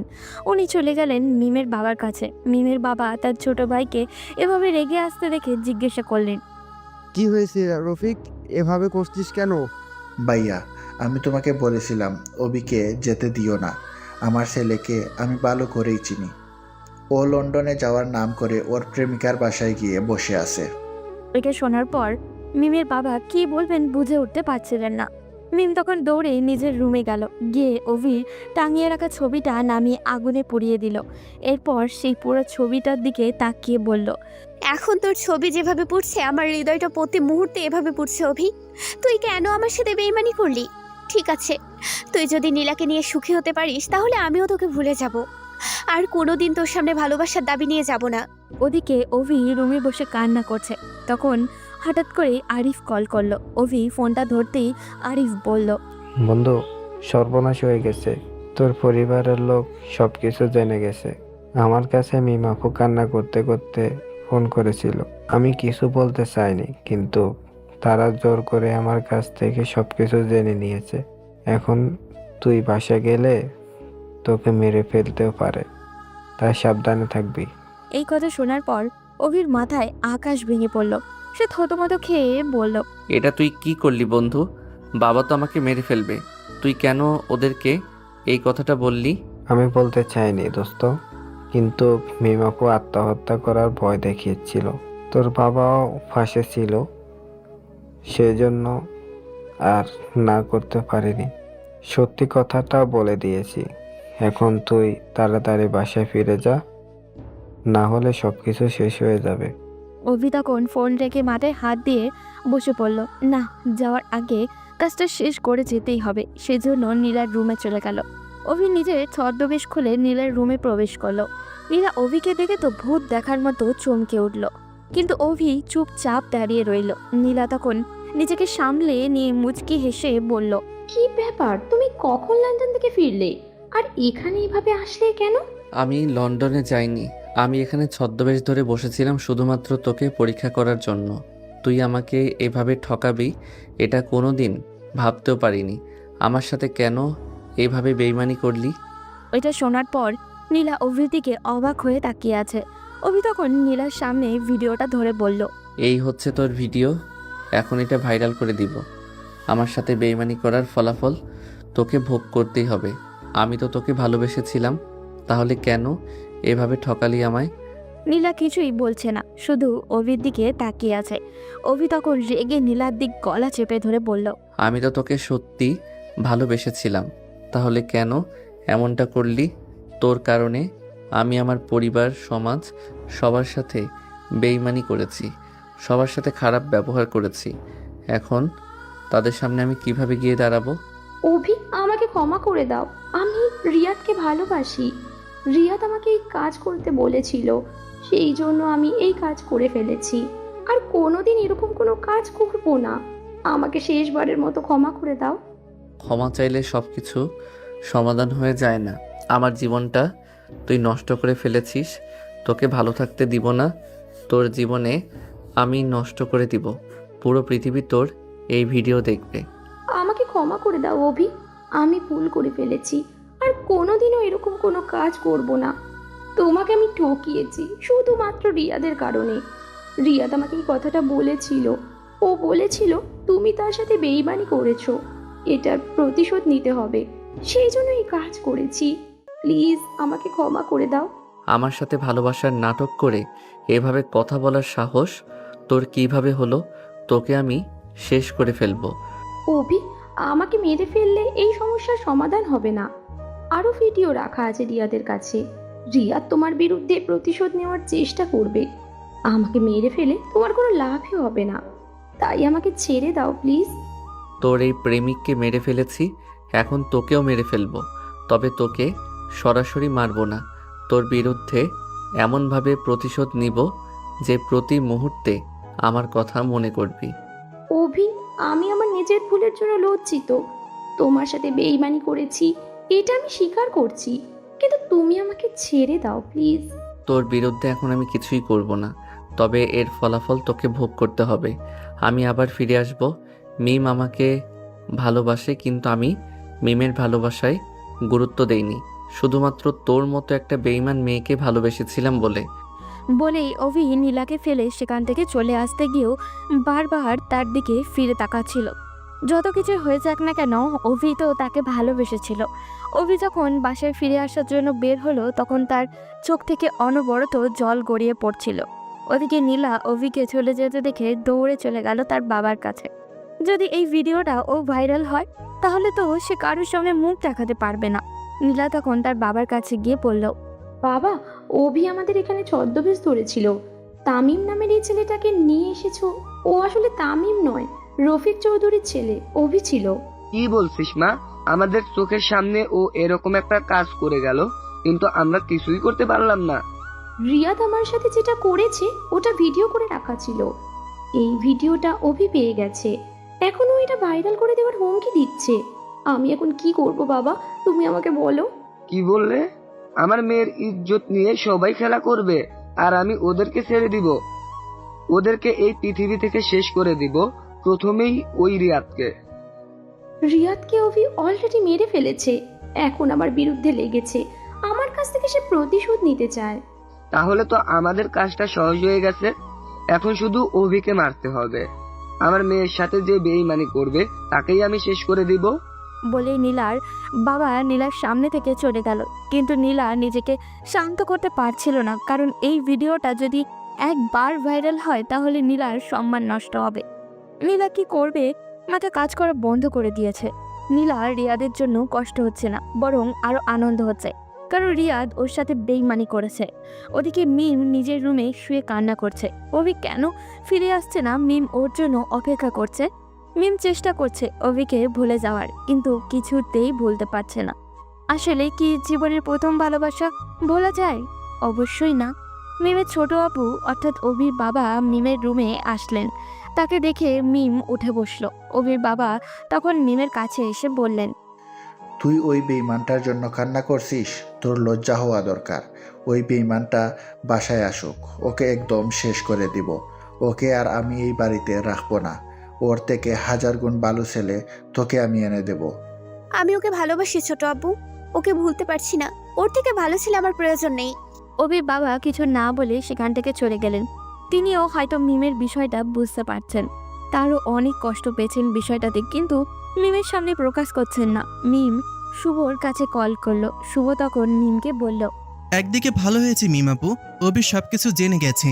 এখন থেকে অভি আর নীলার পেছনে ঘুরবি না। আমার মনে হয় অভি ভুল করেনি। অভি যেটা করেছে সে ঠিকই করেছে। আমরা তো চাইছিলাম অভি যেন সবটা সত্যি জানতে পেরে যায়। আজকে তো সে সব সত্যিই জানতে পেরে গেছে। কিন্তু কেন আমাদের সাথে বেইমানি করে এমনটা করলো? ছোট আব্বু, আমার আব্বু, পরিবারের সবাই অনেক বেশি কষ্ট পেয়েছেন। ওকে সবাই বাড়ি থেকে বের করে দেওয়ার প্ল্যান করছেন। ওকে একবার বাড়ি থেকে বের করে দেওয়া উচিত, কারণ ওকে পৃথিবীটা দেখতে হবে। পৃথিবীর মানুষগুলো কেমন কঠিন সেটা ওকে জানতে হবে। সেজন্য আমার মনে হয় তুমি ওকে সরাসরি মেনে নেবে না। ওকে কিছুদিন ঘোরাবে তোমার পেছনে। তুমি যেভাবে ওর পেছনে ঘুরেছো ঠিক সেইভাবে ঘোরাবে। এরপর তুমি মেনে নেবে ওকে। কিন্তু আমার সেটা মনে হয় না, কারণ ছোট আব্বু কোনোদিন তার ছেলের সাথে আমার বিয়ে দিবে না। ছোট আব্বু আমাকে অনেক বেশি ভালোবাসে। তিনি বলেছেন আমার জন্য আরো একটা ছেলে দেখবেন। এখন আমি কি করব বলো? এভাবে শুভর সাথে কিছুক্ষণ কথা বলে ফোন রেখে দিল মিম। কি করবে কিছু বুঝে উঠতে পারছিল না। ওদিকে অভি তখন নিজের বাসার উদ্দেশ্যে রওনা দিল, কারণ এখন বাসায় গিয়ে সবাইকে বোঝাতে হবে। বাসায় যাওয়ার পর তার জন্য বিরাট একটা বিপদ অপেক্ষা করছে, সেটা অভি খুব ভালো করেই বুঝতে পারছিল। বাসায় এসে কলিং বেল চাপ দিতেই কেউ একজন দৌড়ে এসে দরজা খুলে দিল। অভির সামনে তাকিয়ে দেখে তার বড় আম্মু আর তার মা দাঁড়িয়ে আছে। অভির বড় আম্মু তখন অভির দিকে তাকিয়ে বলল, অভি, তুই তাড়াতাড়ি এখান থেকে চলে যা। এখানে দাঁড়ালে তোকে মেরে ফেলবে। তোর বাবা তোর উপর অনেক বেশি রেগে আছে। এখন যদি তোকে সামনে পায় তাহলে তোকে মেরেই ফেলবে। কাকে কি বলছো আপা? এই বেইমানের মা আমি? এটা ভাবতেই আমার ঘৃণা হচ্ছে। আমি এই ছেলেকে কিভাবে জন্ম দিলাম? আম্মু, আমি ভুল করে ফেলেছি, আমাকে ক্ষমা করে দাও। আমি ওর প্রেমে অন্ধ হয়ে গিয়েছিলাম, সেজন্য এসব কাজ করে ফেলেছি। তোর মতো জঘন্য ছেলেকে ক্ষমা করে দিলে আমাদের মেয়ে কষ্ট পাবে। মিম তোকে এতটা ভালোবাসলো, এতটা তোর জন্য পাগল, কিন্তু তুই ওকে ছেড়ে একটা নষ্ট মেয়ের দিকে হাত বাড়িয়েছিলি। এখন ওর কাছে ফিরে যা। এখানে কেন এসেছিস? আম্মু প্লিজ। অভি কিছু বলতে যাবে এর আগেই তার আম্মু কাছে এসে ঠাস করে অভির গালে একটা থাপ্পড় দিয়ে দিল। এরপর তার দিকে তাকিয়ে রাগী কণ্ঠে বলে উঠল, তোর মতো জঘন্য ছেলের মুখে মা ডাক শুনতে আমার ঘৃণা লাগছে। তুই আমাকে কোনো দিন মা বলে ডাকবি না। আমি তোর মা নই, আমি তোকে জন্ম দেইনি। অভি তখন তার আম্মুর পা জড়িয়ে ধরে কান্না করতে শুরু করলো। তখন অভির বড় আম্মু তার দিকে তাকিয়ে বললেন, বাবা আমার, তোর কাছে রিকোয়েস্ট করছি তুই এখান থেকে চলে যা, না হলে তোর বাবা যদি এখানে আসে তাহলে তোকে মেরে ফেলবে। আমি এখন কোথায় যাব বড় আম্মু? আমি তো ওখান থেকে চলে এসেছি। আমি ওদের বিরুদ্ধে প্রতিশোধ নেব। ওদের কারণে সব কিছু হারিয়েছি। তোমরা আমাকে প্লিজ ক্ষমা করে দাও। আমি বলেছি না এই বাড়ি থেকে বেরিয়ে যেতে? তাহলে এখানে দাঁড়িয়ে আছিস কেন? তোর এই বাড়িতে আর কোনো জায়গা নেই। আমি তোর আব্বুকে ডেকে নিয়ে আসছি, দাঁড়া। কিন্তু অভির আব্বুকে ডাকতে হলো না। তার বাবা কোথা থেকে যেন চলে আসলো। হয়তো তাদের চিৎকার শুনেছে উনি। শুধু রফিক সাহেবই না, বাড়ির বাকি সবাইও চলে এসেছে। অভির বাবা এসে অভিকে দেখে চিৎকার করতে শুরু করলো। ওদিকে মিম তখন নিচের রুমেই বসেছিল। হঠাৎ করে চিৎকার শুনে দৌড়ে নিচে নামলো ও। নিচে নেমে দেখলো অভি দাঁড়িয়ে আছে। অভিকে সামনে দাঁড়িয়ে থাকতে দেখে মিমের কষ্টগুলো আবারও নাড়া দিতে শুরু করলো। মিম তখন দৌড়ে নিচে নেমে অভির কাছে গেল। আমি কতবার বলেছিলাম ওই মেয়ের ব্যাপারে, কিন্তু আমার কথা বিশ্বাস করিসনি। এখন গিয়ে দেখছিস ওই মেয়েটা কিরকম। আমি তোকে ভালোবেসেছিলাম অভি, কিন্তু তুই আমার ভালোবাসা বুঝতে পারিসনি। আমার সাথে বেইমানি করেছিস, এর ফলাফল তোকে ভোগ করতে হবে। আমি তোকে কোনোদিন ক্ষমা করে দিব না, কোনোদিন না। মিম অভির সামনে দাঁড়িয়ে অনবরত কান্না করে যাচ্ছে। আর তার এই কান্না দেখে অভির ভেতরটা পুড়ে যাচ্ছে, কিন্তু অভি কিছুই করতে পারছে না। তখন অভির বাবা এসে মিমকে সরিয়ে দিয়ে বললেন, এই বেঈমানের কাছে তুই যাবি না। আমি তোর জন্য এর চেয়ে 1000 গুণ ভালো ছেলে নিয়ে আসব। এই ছেলেটা আজ থেকে এই পরিবারের কেউ না। অভির এই কথা শোনার পর তার বাবার দিকে তাকালো। তার বাবাও কাছে এসে তাকে থাপ্পড় দিতে শুরু করলেন। এটা সবাই দাঁড়িয়ে দেখছে, কিন্তু কেউ কিচ্ছু বলছে না। অভি তখন তার বাবার দিকে তাকিয়ে বলল, বাবা, আমি ভুল করে ফেলেছি। আর কোনোদিন এরকম কোনো কাজ করব না। তোমরা আমাকে শেষবারের মতো ক্ষমা করে দাও। ক্ষমা? তাও আবার তোকে? তোর মতো বেঈমান ছেলেকে আমি কোনোদিন ক্ষমা করব না। একবার মেয়েটার দিকে তাকিয়ে দেখ, মেয়েটা তোকে কত ভালোবাসে, কিন্তু তুই মেয়েটার ভালোবাসার মূল্য না দিয়ে একটা জঘন্য মেয়ের পিছনে ঘুরছিলি। বাবা, আমি যেটা করেছি সেটা অন্যায় করেছি। আমি আর কোনো দিন এরকম কোনো কাজ করব না। আজকেই শেষ। এরপর থেকে তোমরা যদি আমাকে কোনো ভুল কাজ করতে দেখো তাহলে আমাকে বাড়ি থেকে বের করে দিবে। কিন্তু শেষবারের মতো আমাকে ক্ষমা করে দাও। আমি তোকে কোনোদিন ক্ষমা করব না। তোকে ছেলে বলতে আমার লজ্জা লাগছে। এই চৌধুরী বাড়ির যোগ্য তুই না।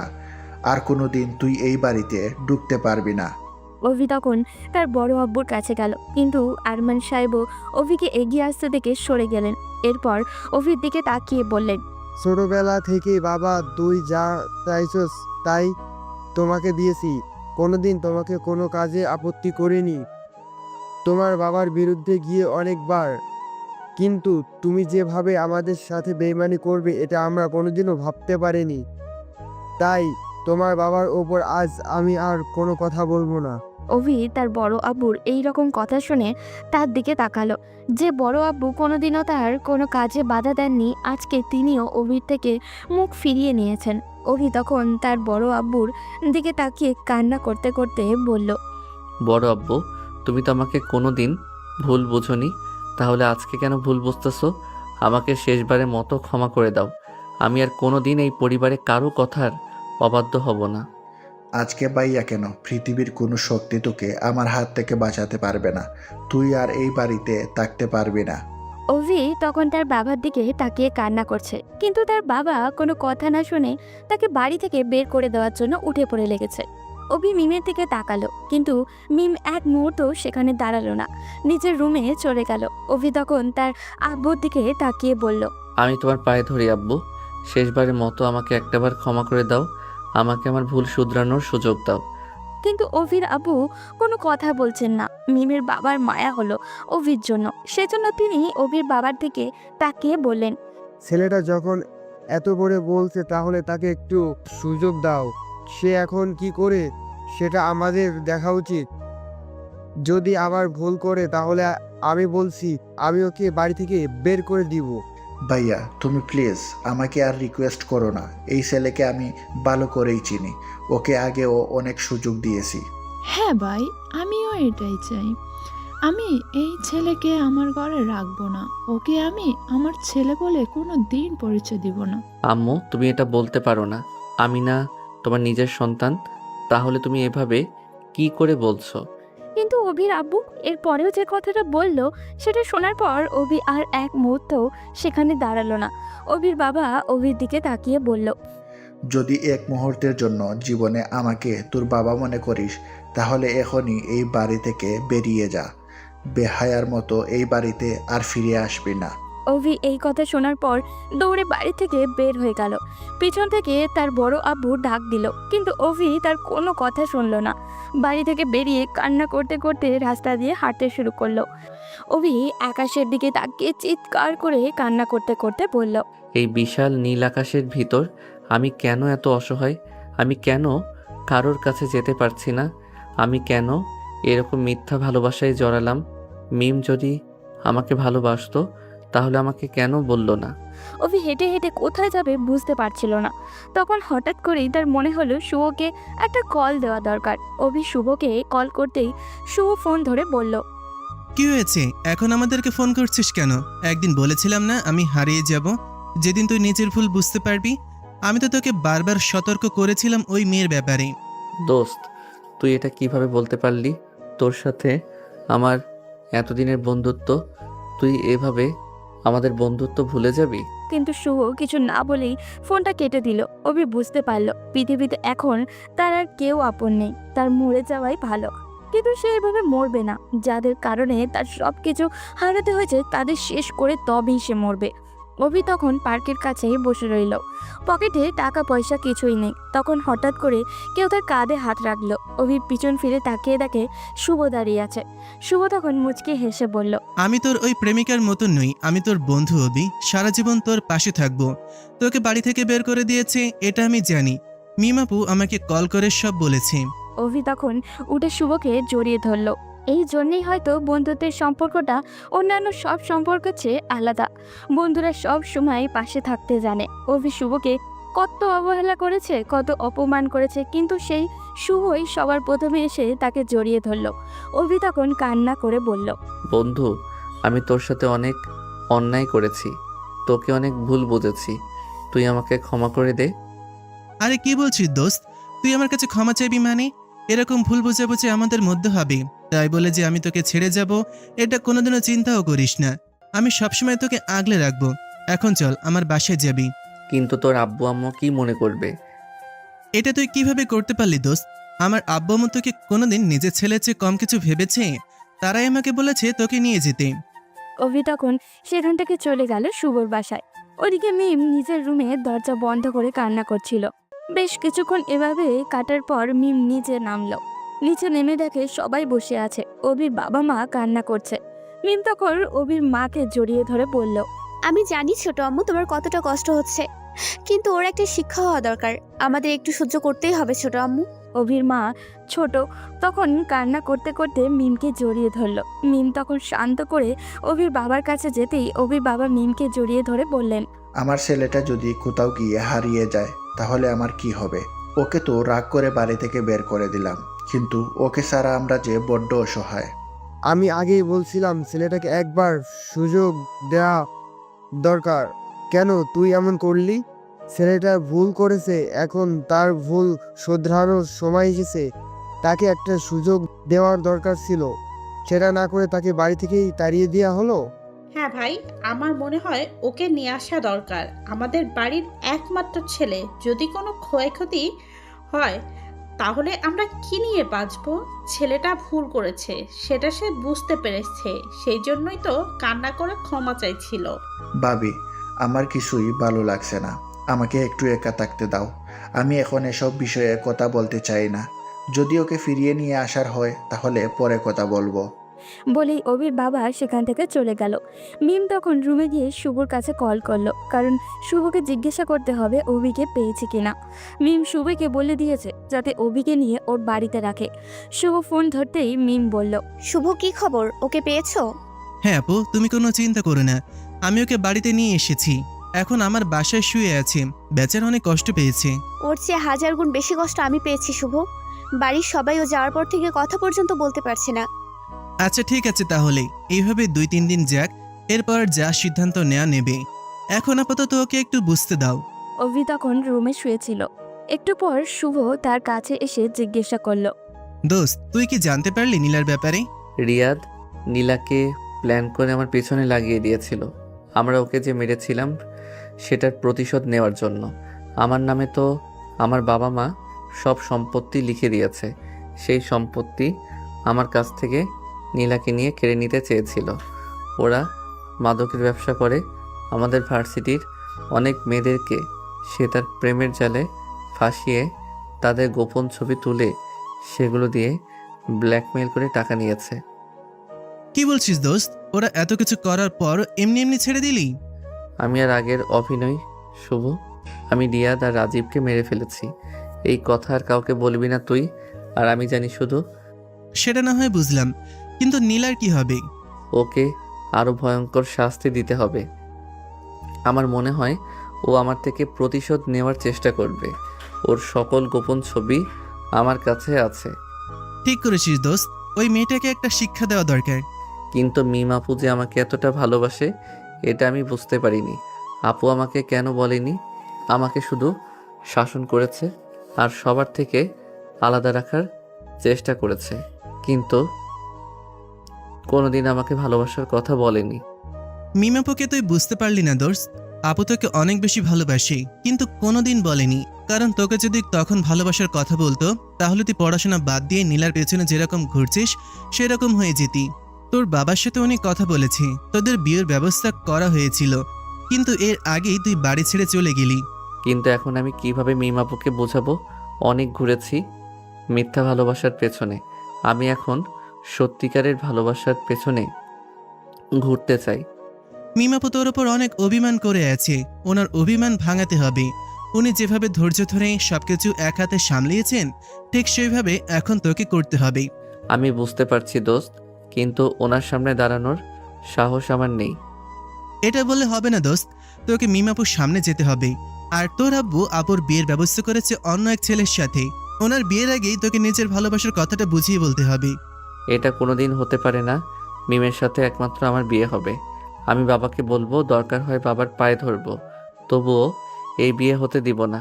ওদিকে নীলার বাবা 2টা লোককে নিয়ে এসেছেন বাসায়, কারণ তিনি ভালো করে বুঝতে পারছেন অভি বেঁচে থাকলে তার সম্মান নষ্ট হয়ে যাবে। সেজন্য অভিকে তিনি শেষ করে দিতে চান। তিনি তার সামনে থাকা ছেলেটার দিকে অভির একটা ছবি এগিয়ে দিয়ে বললেন, এই হচ্ছে অভির ছবি, ওকে পৃথিবী থেকে তুলে দিতে হবে। আপনি চিন্তা করবেন না স্যার, আমাদের পেমেন্ট করে দিন, আমরা এর ব্যবস্থা করে ফেলবো। এরকম সামান্য একটা ছেলেকে মারা আমাদের কাছেও ব্যাপারই না। ও অন্য সবার মতো নয়, অভি অনেক চালাক একটা ছেলে, তাই খুব সাবধানে কাজ করতে হবে। ম্যাডাম, আপনি কোনো চিন্তা করবেন না, 1 সপ্তাহের ভিতরে ওর মৃত্যুর সংবাদ পেয়ে যাবেন। তখন নীলার বাবা একটা টাকার বান্ডিল নিয়ে আসলেন, এনে ছেলেটার দিকে এগিয়ে দিয়ে বললেন, এই নাও রাফি, তোমাকে পেমেন্ট করে দিলাম। 1 সপ্তাহের ভিতরে ওকে মারতে পারলে আরো দিব। ওকে স্যার, তাহলে তো আমাদের কাজের গতি আরো বাড়বে। এখন যাই, কাজ শেষ হলে পরে দেখা করব। বলেই ছেলেগুলো তখন সেখান থেকে চলে গেল। তার গিয়ে অভিকে খুঁজতে শুরু করলো। ওদিকে নীলা তখন নিজের রুমে গিয়ে অভির ফটো বের করলো। এরপর হাসতে হাসতে অভির দিকে তাকিয়ে বলল, আমাকে ব্ল্যাকমেল করার অনেক শখ, তাই না অভি? এখন দেখ কেমন লাগে। আমার সাথে লাগতে এসেছিলি, এখন তোর সাথে যা হবে ভাবতেই তো আমার গা শিরশির করছে। দেখতে দেখতে প্রায় 4 দিন কেটে গেল। এখন অভি শুভর বাসাতেই আছে। নীলার বিরুদ্ধে কি করবে সেটা নিয়ে 2 বন্ধু আলোচনা করছিল। তখন শুভ অভিকে বলল, দোস্ত, নীলাকে এমনভাবে ভয় দেখাতে হবে যেন আর কোনোদিন তোর সাথে লাগতে না আসে। এটা তুই ঠিক বলেছিস। তাহলে আমি নীলার কাছে কল করছি, লাউড স্পিকার দিয়ে কথা বলবো। বলেই অভি নীলার কাছে কল করলো। নীলা ফোন ধরতেই অভি বলল, আমার সাথে বেইমানি করেছিলি তাই না? আমি ছবিগুলো একটু পরেই ভাইরাল করে দিব। এরপর পুরো পৃথিবী তোর এসব দেখবে আর মজা নিবে। অভি হঠাৎ করেই নীলাকে কল করে এসব বলায় নীলা অনেক বেশি ভয় পেয়ে গেল। নীলা তখন অনুরোধে সুরে বলল, অভি প্লিজ আমাকে ক্ষমা করে দাও, আমি আর কোনোদিনও এরকম কোনো কাজ করব না। তোর কোনো ক্ষমা নেই, তোর এই ছবিগুলো আমি ভাইরাল করবই। অভি, আমি তোমার পায়ে ধরি, এই কাজটা করো না প্লিজ।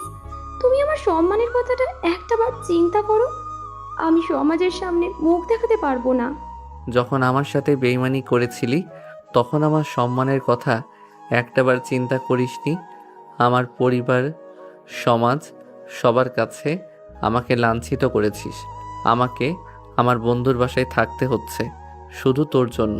তখন অভির পাশে বসে থাকা শুভ ফোন হাতে নিয়ে বলল, আমার বন্ধুকে ভুল বুঝিয়ে অনেক টাকা খেয়েছিস। তুই আমাকে সবার সামনে মিথ্যাবাদী প্রমাণ করেছিস, আমার ইজ্জত নিয়ে টানাটানি করেছিস। আমি সবার সামনে আগে এই ছবিগুলো ভাইরাল করে দেব। তারা দুইজন নীলাকে নিয়ে অনেক মজা করছিল, কিন্তু নীলা কিছুই করতে পারছিল না। তোমরা কেন এরকম করছো? আমি তোমার নিজের ভুল স্বীকার করছি, তাহলে কেন এরকম করছো? প্লিজ আমাকে ক্ষমা করে দাও। তাহলে এক কাজ করো, আজকে রাত 2টার দিকে তোমার বাড়ির পেছনে যে রাস্তা আছে ওই রাস্তার সামনে কান ধরে দাঁড়িয়ে থাকবে 1 ঘন্টা। এরপর আমরা আজকের জন্য এই কাজটা বন্ধ রাখবো। যদি না দাঁড়াও তাহলে আজকে রাতে এটা ভাইরাল করে দিব। এরপর কি হবে সেটা আমরা ফোন করে বলবো। এটা শোনার পর অভি বেশ জোরে হেসে দিল। শুভ এইরকম একটা শাস্তির কথা বলবে অভি চিন্তাও করতে পারেনি। শুভ তখন অভির দিকে তাকিয়ে বলল, দোস্ত, ও যদি এইটা না করে তাহলে এই ছবি ভিডিও সবকিছু ভাইরাল করে দিবি।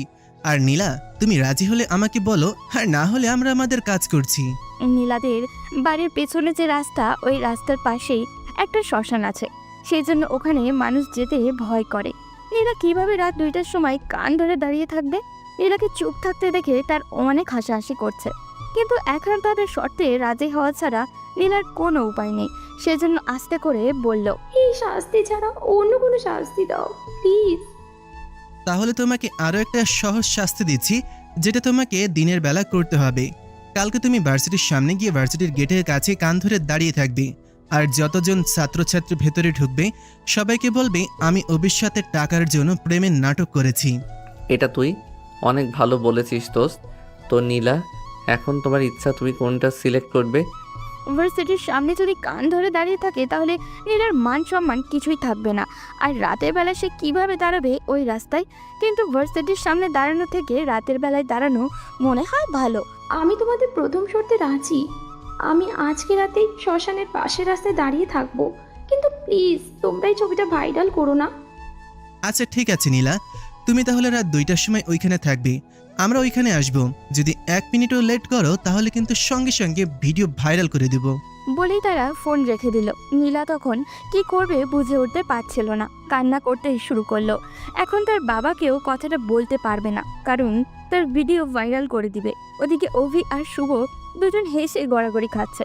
শুভকে অনেক কষ্টে হাসি থামিয়ে অভির দিকে তাকিয়ে বলল, আমি কালকে ওকে বলবো এই শীতের মধ্যে ওদের বাড়ির বাইরের পুকুরে গা ভিজিয়ে বসে থাকতে।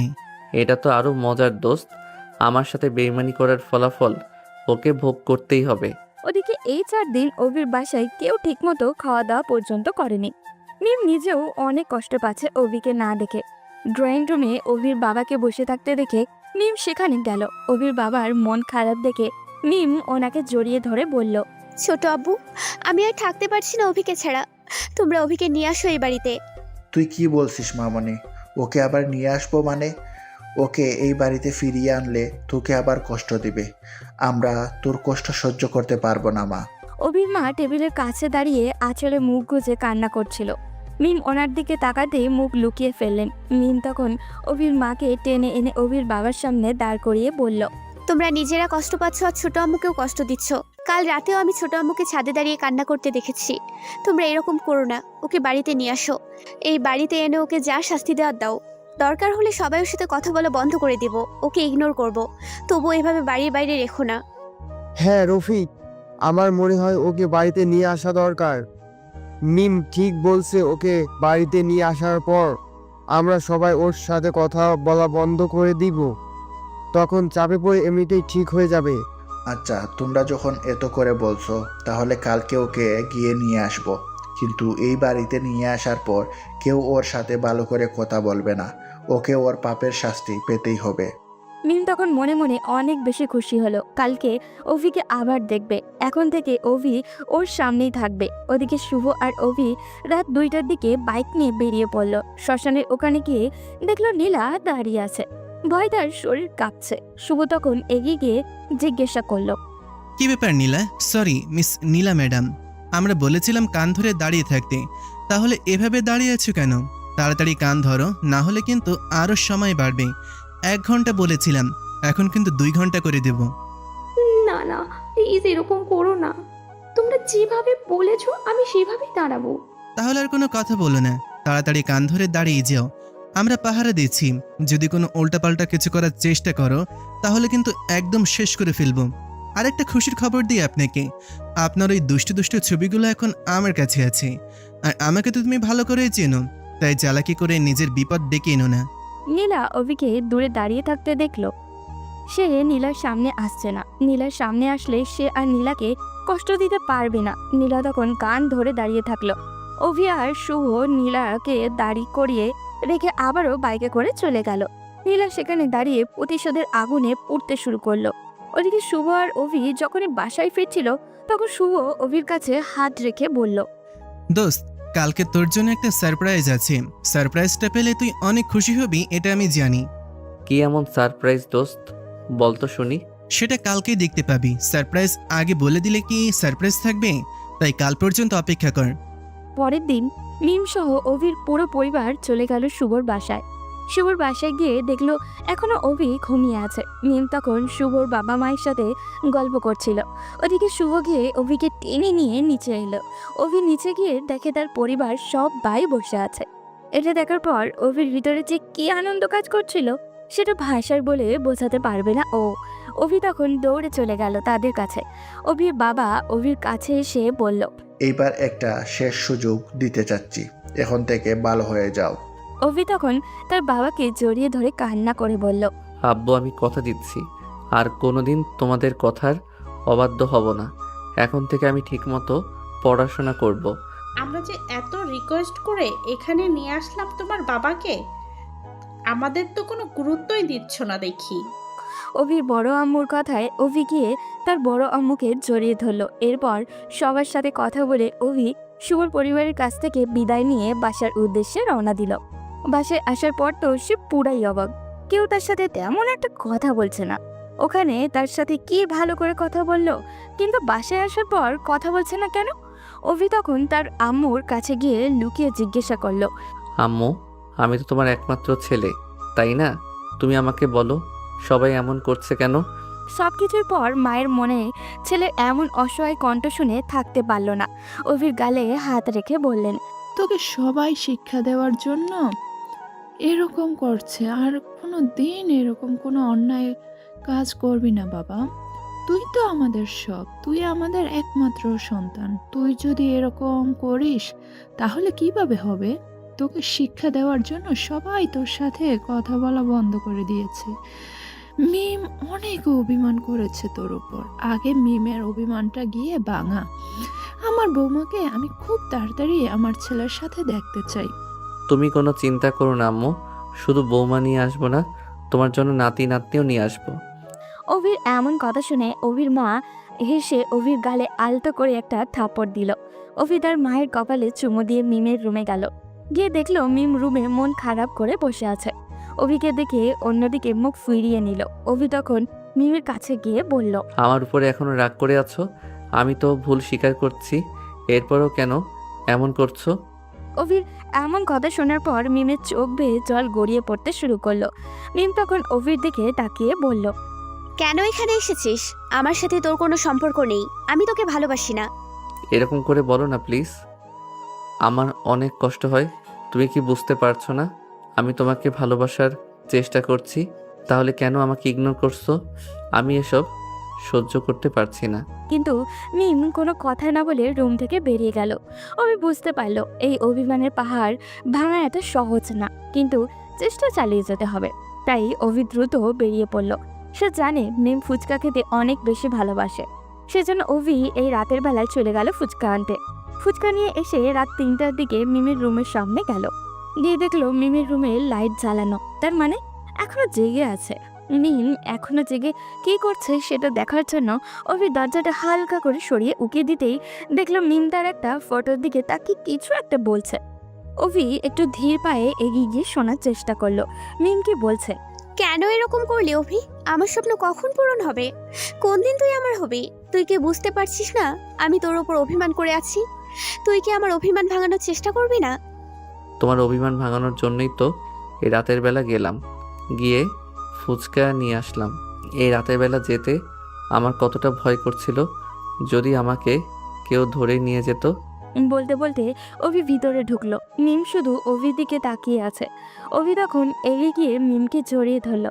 মিম অভিকে ছাড়িয়ে নেওয়ার চেষ্টা করছে, কিন্তু অভি তাকে শক্ত করে জড়িয়ে ধরে বলল, এই শোনো, আমি ঝাল দিয়ে ফুচকা নিয়ে এসেছি, এখন এগুলো খেয়ে নাও।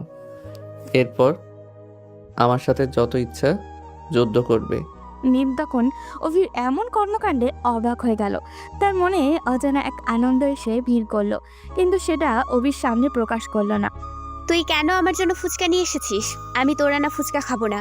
তুই তোর নীলার কাছে ফুচকা নিয়ে যা। আমি কতবার বলেছি ওই মেয়েটার নাম আমার সামনে আর আনবে না। আমি ওকে ভুলে যেতে চাই, আমি তোমাকে ভালোবাসতে চাই। তুমি কেন ওই মেয়েটার কথা আমাকে মনে করিয়ে দিচ্ছ? আমি নিজের ভুলের উপর লজ্জিত, আর কোনোদিন এরকম কোনো কাজ করব না। আমাকে ক্ষমা করে দাও। বলতে বলতে অভির কান্না করে দিল। মিম শুধু অভির দিকে তাকিয়ে আছে। অভিকে নিজের চোখের সামনে কান্না করতে দেখে মিম সহ্য করতে পারছিল না। শক্ত করে অভিকে জড়িয়ে ধরে মিম নিজেও কান্না করে দিয়ে বলল, তুই এইটুকুতেই কষ্ট পেয়ে গেলি অভি? আর আমি এতদিন থেকে তোর দেয়া কষ্টগুলো সহ্য করে আসলাম। আমার কিরকম লাগছিল সেটা কি একবারও চিন্তা করে দেখিসনি? বিশ্বাস করো, আমি ওই মেয়েটার প্রেমে অন্ধ হয়ে গিয়েছিলাম। সেই জন্য কি করেছি কি বলেছি নিজেও জানি না। শেষবারের মতো আমাকে ক্ষমা করে দাও। আমি চেষ্টা করব তোমার ছোট ছোট আবদারগুলো পূরণ করার। তোমাকে এতটা ভালোবাসবো যা তুমি কল্পনাও করতে পারবে না। আমার এত ভালোবাসার প্রয়োজন নেই, আমি শুধু তোকে চাই। তুই আমার পাশে থাকলে আমি খুশি। এখন আমার ফুচকাগুলো দে। বলে মিম অভির হাত থেকে টান দিয়ে ফুচকার প্যাকেট নিয়ে খেতে শুরু করলো। তার তাড়াহুড়ো দেখে মনে হচ্ছিল 3-4 দিন থেকে কেউ তাকে খাবার দেয়নি। হঠাৎ করে সে অভির মুহূর্তে একটা ফুচকা ঢুকিয়ে দিল। এটা খাবার পর অভির তো মাথা পর্যন্ত গরম হয়ে গেল। অভি একবার মাথায় হাত দিচ্ছে আর একবার গলায়। তার কান গরম হয়ে সঙ্গে সঙ্গে ঘামতে শুরু করলো। এত ঝাল কি কল্পনা করা যায়? অভির এমন অবস্থা দেখে মিম তো হাসতে হাসতে শেষ। অভি মিমের দিকে অসহায় দৃষ্টিতে তাকিয়ে আছে। ঝালে তার চোখ থেকে টপ টপ করে পানি গড়িয়ে পড়ছে। এটা দেখার পর মিম বেশ অবাক করে একটা কাজ করে বসলো। উঠে অভির মাথা টান দিয়ে এনে ঠোঁট জোড়া চেপে ধরলো। হঠাৎ করে মিম এমন কাজটা করবে অভি চিন্তাও করতে পারেনি। মিম তাকে কিস করেছে। অভি প্রথমে চোখ বড় বড় করে ফেললো। যখন বুঝলো তখন নিজেও রেসপন্স করতে শুরু করলো। অভিকে মজা নিতে দেখে মিম ধাক্কা দিয়ে সরিয়ে দিল। এরপর বলল, এই আমি এটা কি করছি? আমি তো তোর উপর রাগ করে আছি, তাহলে তোকে কেন কিস করলাম? কিস যখন করে ফেলেছো তাহলে রাগ ভাঙতে হবে। যদি রেগে থাকো তাহলে আমাকে কেন কিস করেছো? আমি এটা মেনে নিব না। হয় সব ভুলে আমাকে ক্ষমা করে দাও, না হলে কিস ফিরিয়ে দাও। মিম তখন অভির এইরকম বাচ্চামো কথা শুনে আর থাকতে পারল না। শক্ত করে অভিকে জড়িয়ে ধরল। আজকে তার স্বপ্নটা পূরণ হয়েছে। মিম যতদিন বেঁচে থাকবে এইভাবেই বেঁচে থাকতে চায়। মিম একটু অভিমানী সুরে বলল, অভি তুই একবারও আমাকে ভালোবাসার কথা বলেছিস, এখন সুন্দর করে আমাকে প্রপোজ কর। অভি তখন মিমের সামনে হাঁটু গেড়ে বসে বলল, মিম, আমি তোমার ফুচকা খাবার চিরদিনের সাথী হতে চাই। চিরদিন তোমাকে আমার কোলবালিশের মতো জড়িয়ে ধরে ঘুমাতে চাই। অনেক ভুল করেছি আমি জানি, এরপরও তোমার সামনে ভালোবাসার দাবি নিয়ে এসেছি। তুমি আমাকে যদি ফিরিয়ে দাও তাহলে আমার জীবন ধ্বংস হয়ে যাবে। আমার ভালোবাসা গ্রহণ করে নাও। আই লাভ ইউ আমার সিনিয়র বউ। মিম অভিকে টেনে নিজের বুকের সাথে চেপে ধরল। পরের দিন সকালে অভি যখন নিচে নামলো তখন কেউ তার সাথে কোনো কথা বলছে না। তখন অভি তার বড় আব্বুর দিকে তাকিয়ে বলল, যার জন্য এত কিছু করছো সে কালকে রাতে আমাকে কিস করেছে। সেটা কি তুমি জানো বড় আম্মু? আমার সাথে মিমের সব মান অভিমান শেষ হয়ে গেছে। মিম কালকে আমাকে অনেক আদর করেছে। মিম তখন সিঁড়ি দিয়েই নিচে নামছিল। এই কথাটা শোনার পর সেখানে স্তব্ধ হয়ে দাঁড়িয়ে রইল। সবাই মিমের দিকে তাকিয়ে মুচকে মুচকে হাসছে। অভিরা এখনো বাচ্চাই রয়ে গেল সবার সামনে। এই কথাটা বললো কি করে? মিম এখন নিচে যাবে কি করে? সবাই তার দিকে তো তাকিয়ে আছে। মিম তখন দ্রুত টেবিলের কাছে গেল, গিয়ে অভির কলারটা চেপে ধরে বলল, এই, আমি তোকে কখন আদর করেছি? এরকম আজে বাজে কথা বলছিস কেন? কেন, তুমি তো কালকে ফুচকা খাওয়ার সময় ঝাল লেগেছিল, সেই জন্য আমাকে কিস করলে। এখন মিথ্যা বলবে না কিন্তু। ইস রে, আমার মান সম্মান সবকিছু কেড়ে নিয়েছে, এখন আমার কি হবে? মিমের মা তখন অভিকে মিমের কাছ থেকে ছাড়িয়ে নিয়ে হালকা হেসে বলল, হয়েছে, আমার ছেলেটাকে একদম মেরে ফেলবি নাকি? ছেড়ে দে, তোর বিয়ের ব্যবস্থা করতে হবে দেখছি। বড় আম্মু, আমি তোমার মেয়েকে বিয়ে করতে চাই। তুমি আমাকে তোমার জামাই বানাবে? হে আমার হবু জামাই, এখন তুমি চুপচাপ খেয়ে নাও, এরপর তোমাদের বিয়ের ব্যবস্থা করব। আর কাল থেকেই তুমি আমাদের সাথে অফিসে যাবে। আচ্ছা ঠিক আছে শ্বশুরমশাই, আপনি যেরকম বলবেন সেরকমই হবে। আপনি যখন বলেছেন অফিসে যাওয়ার কথা, তাহলে কালকে আমি নিশ্চয়ই অফিসে যাব। এভাবে হাসি আড্ডায় খাওয়া দাওয়া শেষ করলো সবাই। রাতের বেলা অভি শুভকে নিয়ে আসলো নীলাকে একটু জ্বালাতন করার জন্য। অভি, শুভ আর মিম তিনজন গোল হয়ে বসে মাঝখানে ফোন রেখে ভিডিও কল করে নীলাকে বলছে নাচতে। নীলাও অসহায় হয়ে নাচতে বাধ্য হচ্ছে। ওদিকে নীলা অনেক বড় একটা প্ল্যান করে ফেলেছে। সে জানতো ওরা তাকে কল দিবে, আবারও এরকম করার কথা বলবে। সেজন্য সে আগে থেকেই তার বাবা এবং যেই ছেলেটাকে অভি মারার জন্য টাকা দিয়েছে তাকে আড়ালে দাঁড়াতে বলেছিল। শুভ তখন নীলাকে বলে, নীলা, আজকে তোমাকে একটা সহজ শাস্তি দিতে চাই। তুমি আজকে এক কাজ করো, ওই শ্মশানের ওইখানে আসো, এসে একটা কবর থেকে তুমি মাটি এনে সেটা রাস্তায় লিখবে নীলা একটা বেঈমান। নীলা তাদের কথা শুনে মনে মনে হাসলো, কারণ এই কাজটা দেখতে এসে অভি কত বড় বিপদে পড়তে যাচ্ছে সে নিজেও জানে না। নীলা শুভর এক কথাতেই রাজি হয়ে গেল। শুভ, অভি আর মিম বাইকে করে নীলাকে দেখার জন্য চলে আসলো নীলার বাসার ওখানে। নীলাকে এভাবে ভয় পেতে দেখে শুভ অভির দিকে তাকিয়ে বলল, দোস্ত, এইভাবে যদি প্রতিদিন বিনোদন পাই তাহলে টাকা খরচ করে আর সিনেমা হলে গিয়ে সিনেমা দেখতে হবে না। তারা দাঁড়িয়ে হাসছিল, কিন্তু হঠাৎ করে কেউ একটা পেছন থেকে অভির মাথায় আঘাত করলো। অভি বাইকে হেলান দিয়ে দাঁড়িয়েছিল, মাথায় আঘাত লাগতে সে মাটিতে লুটিয়ে পড়ল। অভি কিছু বুঝে ওঠার আগেই তাকে একটা গাড়িতে তুলে নিয়ে চলতে শুরু করলো। মিম আর শুভ থামানোর চেষ্টা করেও ব্যর্থ হলো, কারণ বেশ কয়েকটা ছেলে ছিল তাদের সাথে। অভিকে তুলে নিয়ে যেতে রেখে মিম শুভর দিকে তাকিয়ে কান্না করে বলল, শুভ, ওদেরকে আটকা প্লিজ, ওরা অভিকে ধরে নিয়ে যাচ্ছে। কিন্তু শুভ কিছুই করতে পারলো না। গাড়িটা অনেক দ্রুত গতিতে সেখান থেকে চলে গেল। এটা দেখে নীলা তাদের দিকে হাসতে হাসতে এগিয়ে আসলো। নীলা এই প্ল্যানটা আগে থেকেই সাজিয়ে রেখেছিল। নীলা মিমের সামনে এসে বলল, তোমার জন্য অনেক কষ্ট হচ্ছে মিম। তোমার ভালোবাসার মানুষকে তুমি একদিনের জন্য কাছে পেলে, আবার হারিয়েও ফেললে। আর ওকে তুমি কোনোদিন কাছে পাবে না। কালকে সকালের ভিতরেই ওর লাশ তোমাদের কাছে চলে আসবে। মিম তখন নীলার কথা শুনে নীলার পথ আটকে কথা বলার চেষ্টা করলো, কিন্তু নীলা সেখানে এক মুহূর্তও দাঁড়ালো না। হাসতে হাসতে সেখান থেকে চলে গেল। মিম তখন শুভকে নিয়ে বাসায় আসলো। বাসায় আসার পর চিৎকার করে সবাইকে ডাকতে লাগলো। বাড়ির সবাই যখন এই কথাটা শুনলো তখন অনেক চিন্তায় পড়ে গেল। অভির বাবা তখন মিমকে সান্ত্বনা দিয়ে বলল, মিম, মা তুই কোনো চিন্তা করিস না, আমি এখনই পুলিশের সাথে যোগাযোগ করছি, অভিকে আমরা উদ্ধার করে নিয়ে আসব। ভাইয়া, শুভ, তোমরা চলো তাড়াতাড়ি আমার সাথে। আমি কি বসে থাকবো নাকি? আমার অভিকে খোঁজার জন্য তোমরা যাবে আর আমি বসে থাকবো? এটা তোমরা চিন্তা করলে কিভাবে? আব্বু চলো, আমিও যাব। মিমকে নিতে না চাইলেও মিম জোর করে তাদের সাথে গেল। অভির চেহারা চোখের সামনে আসতে মিমের চোখ দিয়ে জল গড়িয়ে পড়তে শুরু করলো।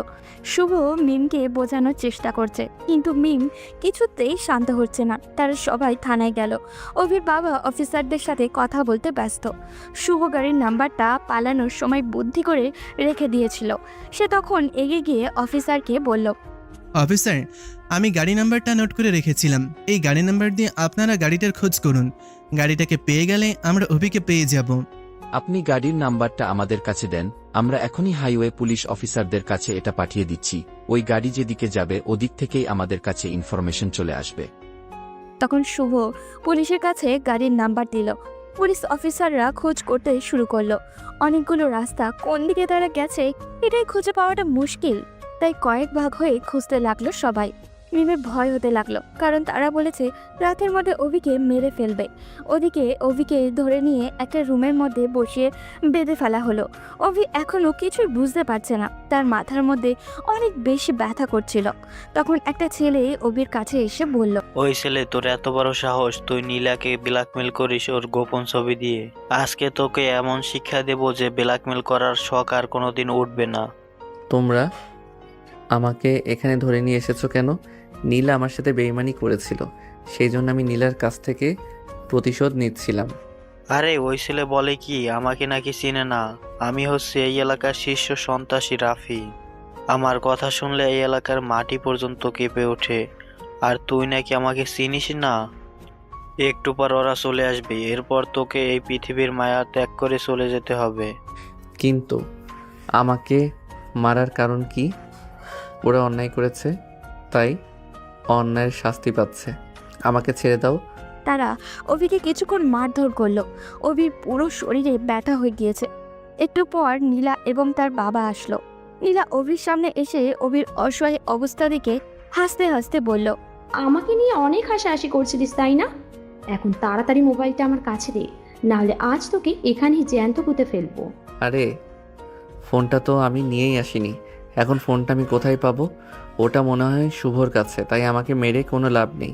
অভি চাইছিল তার শুভর কাছে কল করুক, কারণ তার বিশ্বাস এতক্ষণে তার বাবা হয়তো পুলিশের কাছে গিয়েছেন।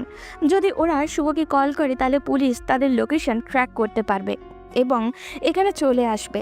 অভি তখন নীলার দিকে তাকিয়ে অসহায় দৃষ্টিতে বলল, আমাকে এভাবে মেরে কোনো লাভ নেই, আমি তো ওই ফোনটা দিতে পারবো না। তোমরা এক কাজ করো, শুভর কাছে কল করে বলো ফোনটা নিয়ে আসতে। তখন তারা অভির কথা শুনে বোকার মতো তার কাছে আসলো। অভি তখন শুভর নাম্বার বলে দিল। নীলা শুভর কাছে কল করলো। ওদিকে শুভরা তখন গাড়ির মধ্যেই ছিল। হঠাৎ করে ফোন আসলা দেখে শুভ ফোনটা ধরতেই বুঝলো নীলা কল করেছে। তখন পুলিশ অফিসার সহ সবাই চুপ হয়ে গেল। নীলা তখন শুভকে বলল, শুভ, যদি নিজের বন্ধুকে বাঁচাতে চাও তাহলে ফোনটা নিয়ে আসো। তোমার বন্ধু এখন আমার কাছে বন্দি, ওকে শেষ করতে এখন আমার 2 মিনিটও লাগবে না, তাই তাড়াতাড়ি ফোনটা নিয়ে আসো। নীলা, এরকম কিছু করো না প্লিজ। তুমি যেটা বলবে আমরা সেটাই শুনবো, কিন্তু আমার বন্ধুকে কিছু করো না। আমি ফোনটা নিয়ে আসছি, তোমরা কোথায় আছো বলো। আমাকে কি বোকা পেয়েছিস? আমি যদি এখন ঠিকানা বলি তাহলে তোরা এখানে চলে আসবি। তোরা 3 রাস্তার মোড়ে আয়, ওখানে আমি একজন লোক পাঠিয়ে দিচ্ছি। ওই লোকটার হাতে ফোনটা দিয়ে দিবি। তখন পুলিশ অফিসার শুভকে ইশারায় কথা চালিয়ে যাওয়ার কথা বলল এবং তারা ওদিক থেকেই লোকেশন ট্র্যাক করার চেষ্টা করছে। অবশেষে তারা সেটাতেই সফল হলো। তখন শুভ বলল, আচ্ছা ঠিক আছে, তুমি তোমার লোককে 3 রাস্তার মোড়ে পাঠাও, আমি এখানে ফোন নিয়ে আসছি। কিন্তু আমার বন্ধুর কোনো কিছু করবে না। আমার বন্ধুর কিছু হলে কিন্তু আমি ভিডিওটা ভাইরাল করে দেব। নীলা শুধু ঠিক আছে বলে ফোনটা কেটে দিল। পুলিশ অফিসার তখন মিমদের দিকে তাকিয়ে বলল, আপনারা কোনো চিন্তা করবেন না, ওদের লোকেশন আমরা পেয়ে গেছি। ওরা নদীর তীরে একটা ফার্ম হাউজে আছে। আপনারা প্লিজ একটু শান্ত হন, কান্না করা বন্ধ করুন। এখন আমাদের আসল যুদ্ধ শুরু হবে। এরপর সবাই মিলে সেখানে যেতে শুরু করলো। থানা থেকে প্রায় 20 মিনিটের রাস্তা সেই ফার্ম হাউস। ওদিকেই অভি তখন বসে আছে বাঁধা অবস্থায়। সে জানে না তার কি হবে। হঠাৎ নীলার বাবা এসে তাকে মারতে বলল, আমাকে বোকা বানিয়ে আমার মেয়েকে নিয়ে গেম খেলার স্বপ্ন দেখেছিলে তাই না? আজকে তোকে এমন শিক্ষা দিব যে আর কোনোদিন আমার সাথে লাগার সাহস পাবি না। ও তাই নাকি? নিজের মেয়েকে দিয়ে ব্যবসা করানোর সময় এটা মনে হয়নি এখন নিজের মেয়ে ভিডিও ভাইরাল হয়ে যাবে, সেই জন্য আমাকে ধরে নিয়ে এসেছেন? তোর কত বড় সাহস, তুই আমার মেয়েকে নিয়ে ওরকম বাজে কথা বলছিস? একবার শুধু ফোনটা আমাদের হাতে আসতে দে, এরপর তোকে একদম টুকরো টুকরো করে ফেলবো। বাবা, তুমি একটু অপেক্ষা করো। নিজের মৃত্যুর আগে এরকম কথা মানুষ বলে, খুব পাগল হয়ে আছে। আমি পাগল হইনি নীলা, তোমরা পাগল হয়েছো। তোমরা ভুল করেছো সেটা না স্বীকার করে আমার পিছনে লেগে আছো। স্যার, আপনারা এই ছেলের সাথে এত কথা বলছেন কেন? আপনারা সরুন, আমি ওকে জমের বাড়ি পাঠিয়ে দিব। আরে রাফি, তুমি কোনো চিন্তা করো না। এই ছেলেটা হয়তো মৃত্যুর ভয়ের কারণে মাথায় সবকিছু একদম তিল হয়ে গেছে, তাই এসব আজে বাজে কথা বলছে। অভি তাদের সাথে তর্ক করে শুধু সময় বাড়াচ্ছিল। তার বিশ্বাস তাকে এখান থেকে বাঁচাতে কেউ না কেউ তো আসবেই। কিন্তু এভাবে বসে থাকতে থাকতে প্রায় আধা ঘন্টা পার হয়ে গেল। তখন নীলা বলল, এতক্ষণে তো আমার লোক ফোনটা নিয়ে আসার কথা, এখনো আমাদের কাছে কল করছে না কেন? তাহলে কি শুভ ফোনটা নিয়ে আসেনি? ম্যাম, অপেক্ষা করে কোনো লাভ নেই, আমি ছেলেটাকে মেরে ফেলি, এরপর আপনারা যেটা খুশি সেটা করেন। অভির মনে মনে ভয় হতে শুরু করলো, কিন্তু সেটা তাদের সামনে প্রকাশ করলো না। তার কিছু একটা বলতে যাবে এর আগেই বাইরে গাড়ি এসে থামলো। তখন নীলা অভির দিকে তাকিয়ে বলল, ও তাহলে তোকে বাঁচানোর জন্য এখানে চলে এসেছে। আজকে এখান থেকে তোকে কেউ বাঁচিয়ে নিয়ে যেতে পারবে না। আমাকে মারবি তাই না? তোর কত সাহস হয়েছে সেটা আমিও দেখতে চাই। মিম তখন পুলিশ সহ সবাইকে নিয়ে ভিতরে ঢুকলো। ভিতরে ঢুকতেই দেখে কয়েকজন লোক অভির মাথার কাছে বন্দুক ধরে আছে। এটা দেখার পর মিম কান্না করতে শুরু করলো। অভি তখন মিমের দিকে তাকিয়ে বলল, মিম, কান্না করো না প্লিজ, আমার কিছুই হবে না। তোমরা চলে এসেছো, এখন আমার আর কিছুই হবে না। নিজেকে একটু শক্ত করো। কিন্তু মিম কান্না করেই যাচ্ছে। তখন পুলিশ অফিসার নীলার দিকে তাকিয়ে বলল, এই তোমরা অবিকে ছেড়ে দাও, না হলে কিন্তু একদম ফাঁসির দড়িতে ঝুলতে হবে। অফিসার, সতর্ক করে দিচ্ছি, আমাদের বিরুদ্ধে কিছু করার চেষ্টা করলে কিন্তু এই ছেলেটাকে একদম শেষ করে দিব। ছেলেটাকে যদি বাঁচাতে চাও তাহলে এখান থেকে চলে যাও। এই ছেলেটাকে শাস্তি পেতেই হবে, ও আমার মেয়ের বিরুদ্ধে ষড়যন্ত্র করেছে। তোমার মেয়ের বিরুদ্ধে এরা ষড়যন্ত্র করেনি, উল্টো তোমার মেয়ে ছেলেদের পিছনে ঘুরে তাদের কাছ থেকে টাকা খেয়ে বেড়াচ্ছিল। তাই যেটা বলছি সেটা করো। তোমার মেয়েকে বলো ওখান থেকে সরে আসতে। ওই অফিসার, তুই কি আমাকে চিনিস না? আমার সামনে দাঁড়িয়ে আমার ক্লায়েন্টকে এভাবে হুমকি দেওয়ার অধিকার তোকে কে দিল? তুই তো জেল থেকে পালিয়ে এসেছিলি তাই না? পালিয়েছিলি ভালো কথা, নিজে থেকে আবার মরতে আসলি কেন? আজ তোকে ধরে নিয়ে গিয়ে ফাঁসির দড়িতে ঝুলাবো। অফিসার যখন রাফির সাথে তর্ক করতে ব্যস্ত, তখন অভি শুভকে চোখের ইশারায় বলল পিছন দিকে আসতে। তখন শুভ আস্তে আস্তে পিছন দিকে চলে আসলো। পিছনে এসে হঠাৎ করে সে অভি যে চেয়ারে বসা ছিল সেই চেয়ারে উল্টে দিল। চেয়ারটা উল্টে যাওয়ার পর সব লোক এদিক ওদিক গুলি করতে শুরু করলো। তখন পুলিশ অফিসাররাও দ্রুত পুরো জায়গাটা নিয়ন্ত্রণে নিয়ে নিল। রাফির পায়ে গুলি খেয়ে ছটফট করছিল। তখন সেই অফিসার রাফির হাতে হাতকড়া পরাতে পরাতে বলল, এতক্ষণ খুব বড় বড় কথা বলছিলি তাই না? এবার দেখ টাকা নিয়ে মানুষকে খুন করলে তার শাস্তি কিরকম হয়। এরপর অফিসার ওদের সব বাইকে ধরল। নীলার বাবা তখন অভির দিকে তাকিয়ে বলল, অভি, আমাকে ক্ষমা করে দাও, আমি আর এই কাজ কোনোদিন করব না, আমাকে ছেড়ে দিতে বলো প্লিজ। কেন? এতক্ষণ তো অনেক বড় বড় কথা বলছিলেন, আমাকে মেরে ফেলবেন, এই করবেন সেই করবেন, এখন আপনার এত পাওয়ার কোথায় গেল? তখন তারা সবাই কান্না করতে শুরু করলো। কিন্তু অভি তাদের দিকে ফিরেও তাকালো না। সে শুভর কাছ থেকে ফোনটা নিয়ে নীলার কাছে চলে গেল। এরপর ফোনটা নীলার হাতে দিয়ে বলল, এই ফোনের আমার কোনো প্রয়োজন নেই। আমি তোমাকে এতদিন শুধু ভয় দেখাচ্ছিলাম। আমি কোনোদিনও কোনো মেয়ের অসম্মান হতে দিব না, এটা বিশ্বাস রাখতে পারো। নীলা ফোনটা হাতে নিয়ে অভির দিকে অবাক হয়ে তাকালো। পুলিশ অফিসার তখন সবাইকে ধরে গাড়িতে তুলতে যাবে। তখন অভি অফিসারের কাছে গিয়ে বলল, স্যার, ওনাদের বিরুদ্ধে আমার কোনো অভিযোগ নেই। ওনারা ওনাদের সম্মান বাঁচানোর জন্য এই কাজ করেছিলেন, তাই ওদের ছেড়ে দিয়ে এই অপরাধীদেরকে ধরে নিয়ে যান। এরা টাকার কারণে মানুষকে খুন করে। এটা কি বলছেন মিস্টার অভি? যদি ওদেরকে ছেড়ে দেই তাহলে আবার আপনার উপর বিপদ আসতে পারে, তাই ওদেরকে ধরে নিয়ে যাওয়াটাই উত্তম। আমার মনে হয় না আজকে যে শিক্ষা পেয়েছে এরপরে তারা এই কাজ কোনোদিন করবে, তাই আমি চাই ওদেরকে একটা সুযোগ দিতে। অভির কথা শুনে নীলা কান্না করে দিল। অভি তখন নীলার বাবার কাছে গিয়ে বলল, আঙ্কেল, আপনি আমার বাবার বয়সী। আপনার মেয়ে যেটা করেছে সেটা খুব বড় একটা অন্যায় করেছে। এরপরও আমি আপনাদের বিরুদ্ধে কোনো অভিযোগ করব না। আপনারা যেটা করেছেন সেটা হয়তো নিজেদের সম্মান বাঁচানোর জন্য করেছেন, তাই আপনাদেরকে আমি ক্ষমা করে দিলাম। আর আমার পরিবারের সবাইও আপনাদেরকে ক্ষমা করে দিয়েছে। আপনারা এখান থেকে চলে যান, আর নীলাকে সাবধানে রাখবেন। আমরা থানা থেকে মামলা তুলে নিব। এই কথা শোনার পর নীলার বাবা অভির কাছে এসে মাথায় হাত বুলিয়ে দিলেন। তিনি নিজের ভুল বুঝতে পেরেছেন। অভির হাত ধরে নীলার বাবা বলল, সত্যি বাবা, তোমার সাথে আমরা যেটা করেছি সেটা খুব অন্যায় করেছি। তুমি আমাদের চোখ খুলে দিয়েছো। আজ থেকে আমি কথা দিচ্ছি আর কোনোদিন কোনো অন্যায় কাজ করব না। আমার মেয়েকে আমি একটা ভালো ছেলে দেখে বিয়ে দিয়ে দিব। এরপর তারা দুইজন সেখান থেকে চলে গেল। এসব দেখে অভির পরিবারের লোকজন অভির দিকে তাকিয়ে আছে অবাক হয়ে। তারা হয়তো বিশ্বাসই করতে পারছেন না অভির এমন ব্যবহার। অভির বাবা তখন তার কাছে এসে জড়িয়ে ধরে বলল, আমি আজ তোকে গর্বিত বাবা। আমি এতদিন ভাবতাম আমার ছেলে ভালো মানুষ হয়নি, কিন্তু আমি আজ বুঝতে পারছি আমার ছেলে একটা আদর্শ মানুষ হয়েছে। আর অফিসার, আপনাদেরকে অসংখ্য ধন্যবাদ আমার ছেলেকে বাঁচানোর জন্য। আপনারা যদি না থাকতেন তাহলে আজকে আমার ছেলেকে বাঁচাতে পারতাম না। আপনাদের কৃতজ্ঞতা প্রকাশ করার ভাষা আমার কাছে নেই। কি বলছেন মিস্টার রফিক চৌধুরী? এটা আমাদের দায়িত্ব। তবে আজকে মিস্টার অবি যেটা করলো সেটা সত্যিই মানুষের কাছে চিরস্মরণীয় হয়ে থাকবে। এরকম মানুষ পৃথিবীতে হয় না। মিস্টার অবি, আপনি জীবনে অনেক সুখী হন, এটাই চাওয়া। বলে রাফি এবং তার সাথে থাকা লোকটাকে নিয়ে পুলিশ চলে গেল। অভি তখন বাড়ির সবাইকে নিয়ে চলে আসলো বাসায়। বাসায় আসার পর সবাই একসাথে মিম আর অভির বিয়ের দিন ঠিক করলো। এরই মধ্যে অভি দেখলো মিম তার দিকে মন খারাপ করে তাকিয়ে আছে। হয়তো অনেক বেশি ভয় পেয়ে গিয়েছিল সেই জন্য। অভি কিছুক্ষণ তার বাবা মার সাথে কথা বলে রুমে আসলো। ফ্রেশ হয়ে মিমের রুমে ঢুকে দরজা বন্ধ করে দিল। অভিকে দেখে মিম দৌড়ে এসে তাকে জড়িয়ে ধরে বলল, তুই কেন এমনটা করলি? আমি কতটা ভয় পেয়ে গিয়েছিলাম। আজকে যদি তোর কোনো ক্ষতি হয়ে যেত তাহলে আমি কিভাবে বাঁচতাম? আচ্ছা বাবা, আমি বুঝতে পেরেছি তুমি ভয় পেয়ে গিয়েছিলে। আমি তো এখন ঠিক আছি। আর এখন থেকে তুমি আমাকে তুমি বলে ডাকবে। কয়েকদিন পর তো আমাদের বিয়ে। মিম অভির কথা শোনার পর বেশ লজ্জা পেয়ে গেল।